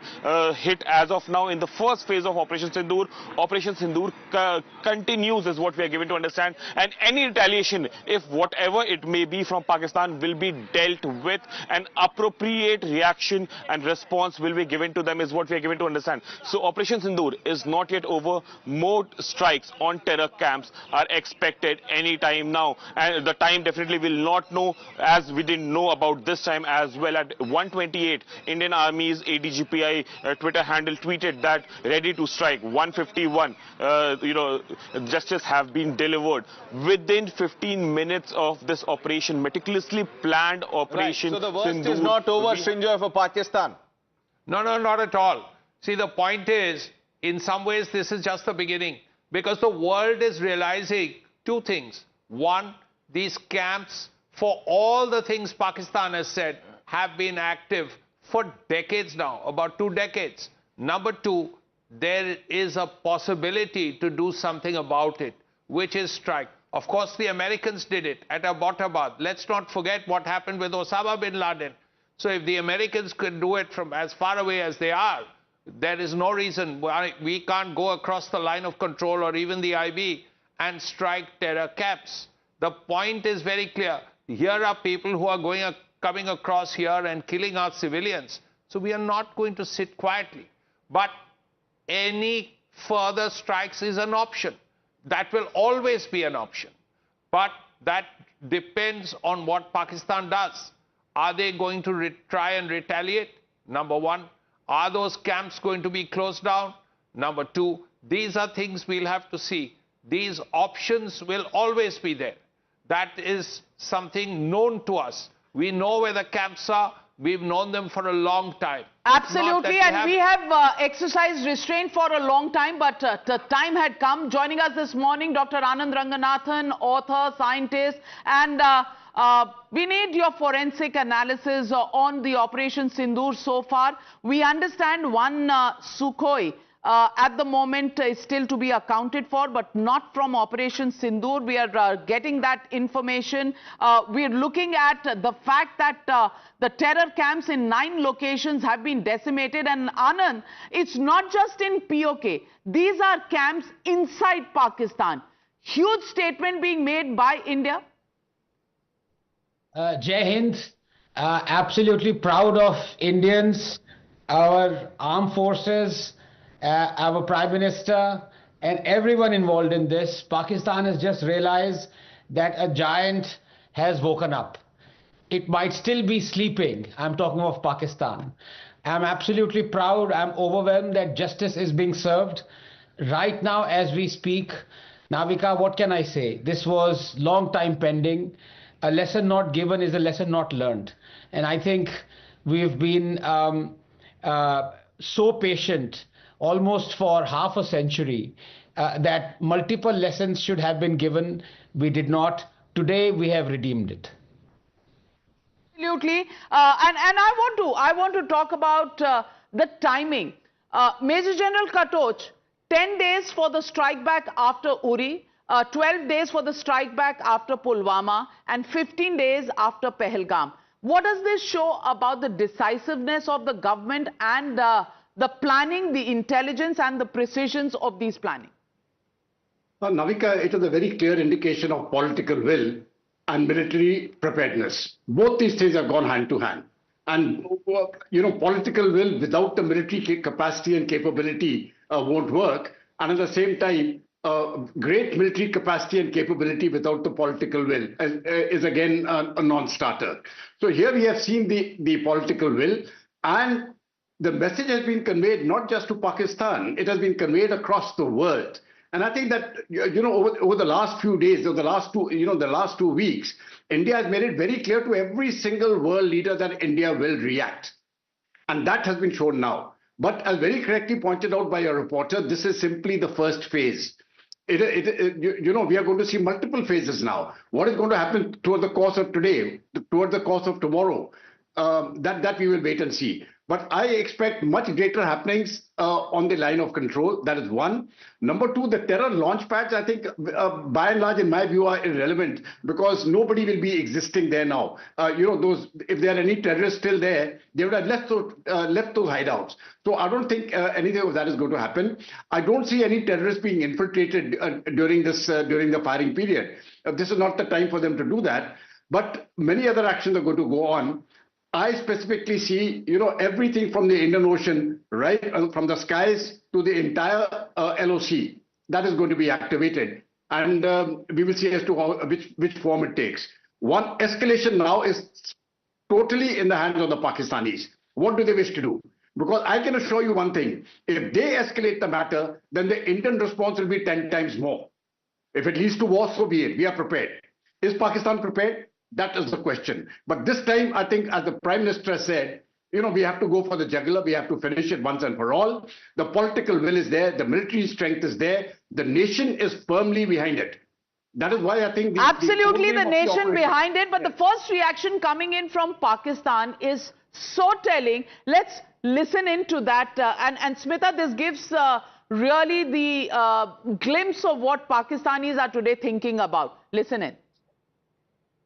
अस्सलाम वालेकुम पाकिस्तानी और India ने जंग शुरू कर दी है। अभी मेरे बहावलपुर सिटी के अंदर मौलाना मसूद अजहर साहब के जो है मदरसा है उसके ऊपर 4 मिसाइल दागे गए हैं। 4 मिसाइलों के साथ हमला किया गया है मौलाना मसूद अजहर साहब के मदरसे के ऊपर। हम अपनी अफवाज पाकिस्तान के साथ खड़े हैं, लेकिन मेरा सवाल है कि हमारी एजेंसीज कहां सोई हुई थी, हमारी अफवाज पाकिस्तान कहां सोई हुई थी जब ये हमला हुआ। मुजफ्फराबाद की भी खबर आ रही है कि मुजफ्फराबाद वाली साइड पे भी ये अटैक हुआ है, लेकिन सबसे पहले मेरे बहावलपुर सिटी के अंदर अटैक हुआ है ब्लास्टिक मिसाइल के साथ। उन्होंने हमला किया है मौलाना मसूद अजहर साहब के मदरसे के ऊपर। 4 मिसाइल मारे गए हैं।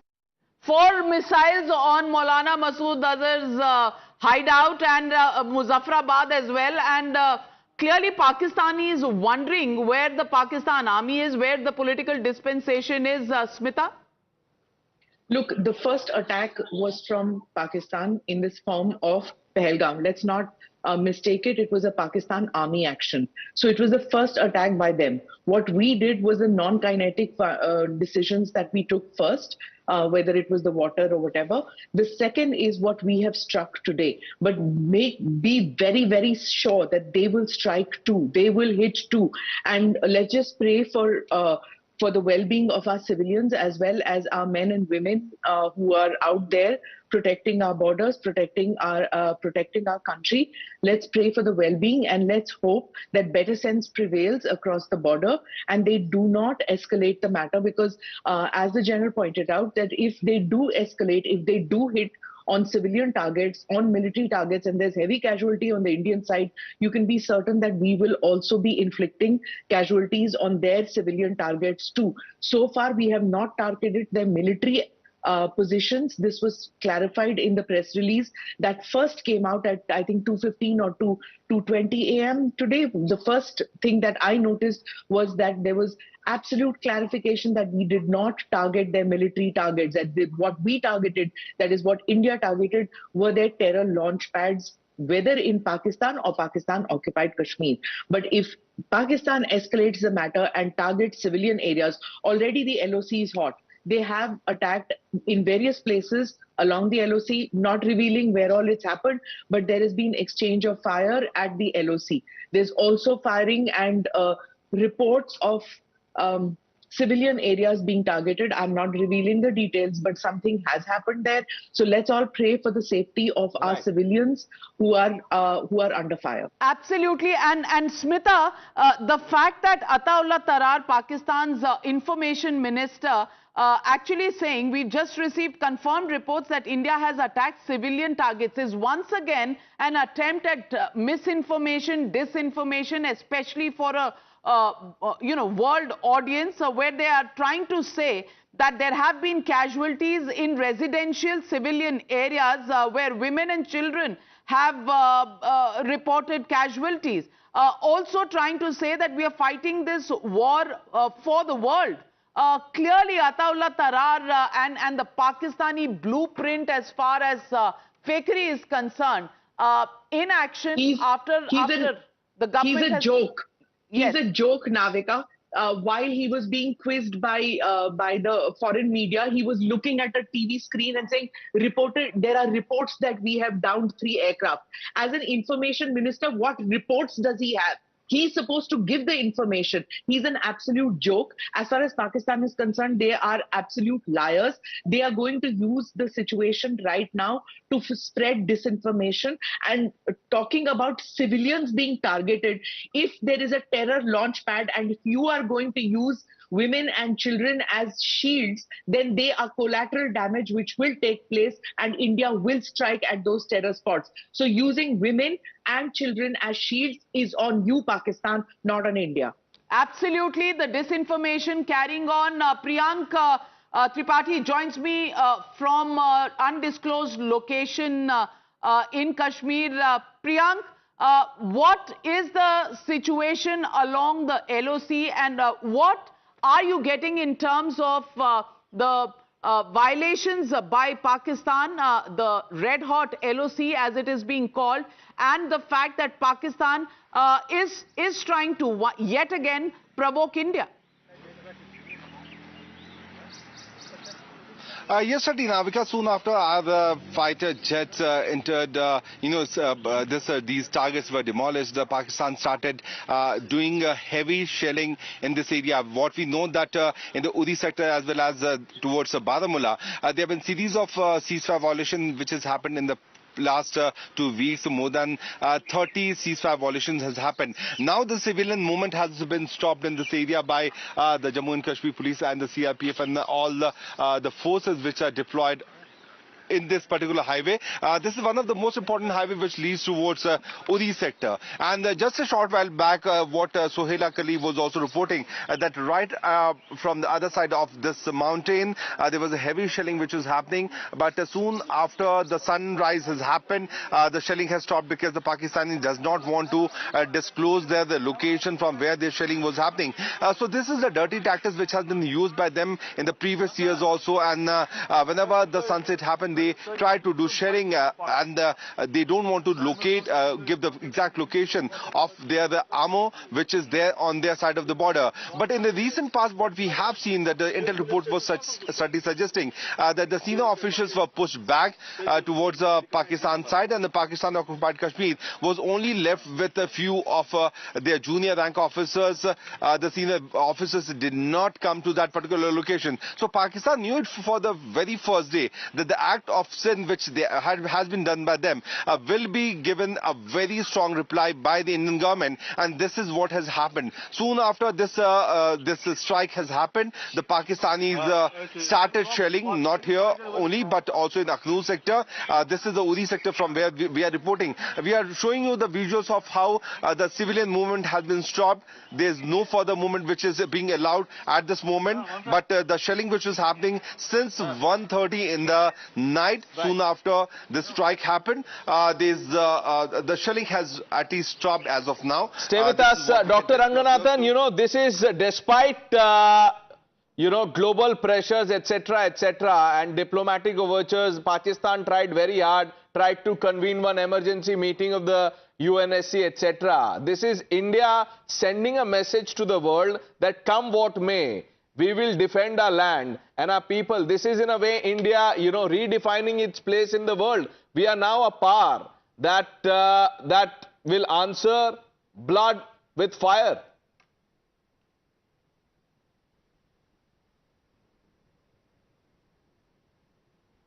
Dr. Ranganathan.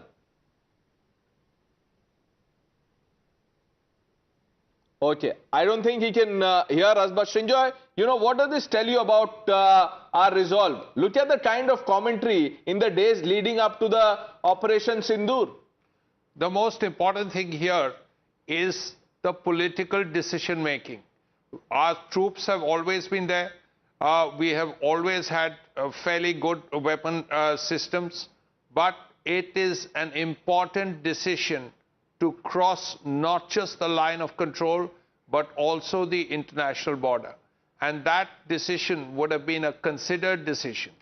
The second important point here is how far we have gone.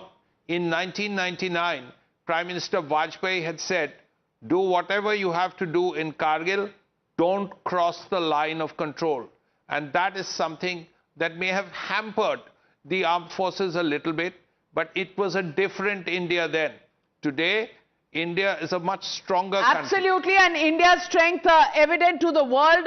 We're just getting information, 10 o'clock official briefing. We have an update coming in from the PRO in the army saying that 10 a.m. this morning at the National Media Center, there will be a press briefing by the defense establishment and we will have the details of Operation Sindoor in that briefing. Till then, of course, Pakistan trying to spread misinformation. Ataullah Tarar, information minister, trying to once again give a completely different version of what really transpired in Operation Sindoor. But lies of Pakistan is something the world is used to. Even yesterday at the UN Security Council meet that had been called by Pakistan, Pakistan was standing alone. Not one country out of the 10 member countries present in that meeting came in for a joint press briefing with Pakistan. Pakistan isolated yesterday, Pakistan isolated today. Some shenanigans on disinformation carrying on, but Smita Prakash, important, earlier also during the surgical strikes and the Balakot airstrikes, we saw the military establishment taking over the briefing on the operations. This time too, true to form, 10 o'clock the briefing will be done by the military. Is this another keeping to the defense establishment and not too much of political chest thumping discipline that is being kept to? Look, I've seen the Kargil operation that had happened, and this is exactly how it is. This is the operating procedure that these briefings will be held.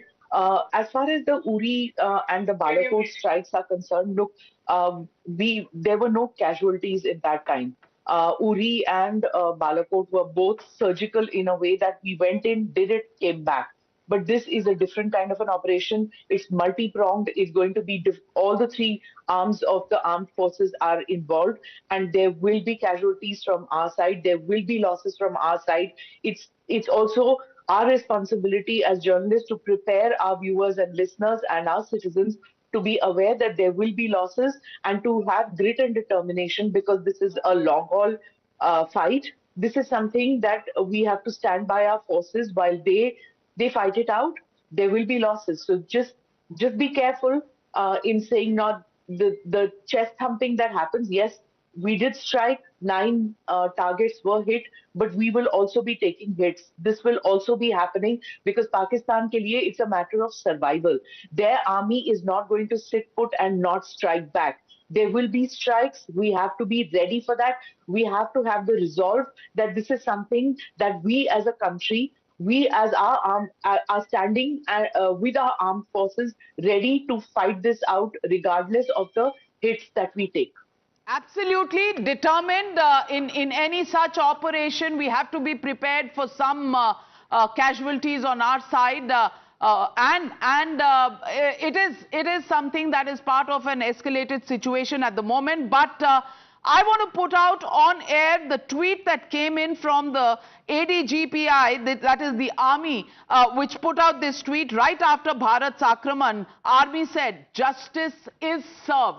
Jai Hind." That was a simple tweet that was put out, and Amita, first tweet at 1:28 a.m., ready to strike, trained to win, and the second tweet that said justice is served. Those tweets really giving the entire Operation Sindoor. Absolutely, and the military might of India, which is at display, because this was not just the messages when it comes to the Indian Army, but by the Indian Navy as well, time and again, that they had been posting about their preparedness, saying anytime, anywhere, anyhow, and this is just hours later that we are looking at. As far as when it comes to the public information of the Indian Army, at exactly 1:28 a.m., we are looking at this video that was shared, and with the message that came in from the Indian Army saying ready to strike, trained to win. And what happens hours later? We are looking at this big tweet or this post that has now been pinned saying at 1:51 a.m. Operation Sindoor, Pahalgam terror attack, justice is served. Right. Jai Hind. Before I bring in Lieutenant General Raj Shukla, with your permission, I want to quickly play out the audio on the first video. It's a 50-second clip. In fact, it's a 1 minute 4-second clip. And the audio is telling, this is the arrival or the announcement of Naya Bharat, that look, we will say that we are coming and then we will hunt you down. It has subtitles, and till we actually play it, it says, I'll find you through the dust and a storm. We are coming, I'll find you through these machines we carry, and we will do whatever it takes to hunt you down. There is the entire, it says, the burden, my brothers and sisters, of their pain, of their suffering, we will avenge, I will find you, no matter what. It echoes what the Prime Minister had broadly said, that we will hunt them till the ends of the earth. Well, Lieutenant General Let's just play that out. Yes, this is the video. I'll find you through the dust and the storm. I'll find you through these machines I'll carry.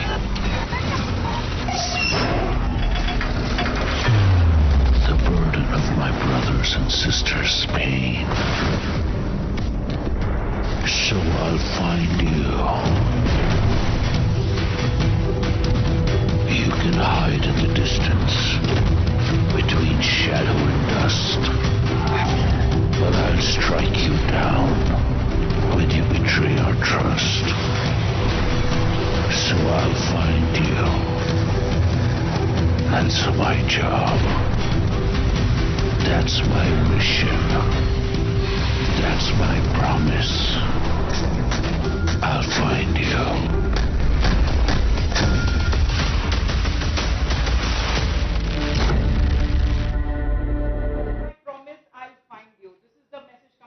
Lieutenant General Shukla.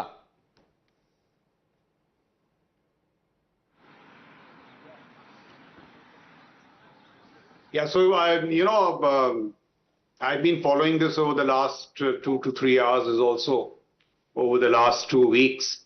And I think in this unfolding calibrated military kinetics, so far it seems to be a very brilliant alchemy of India's power and purpose.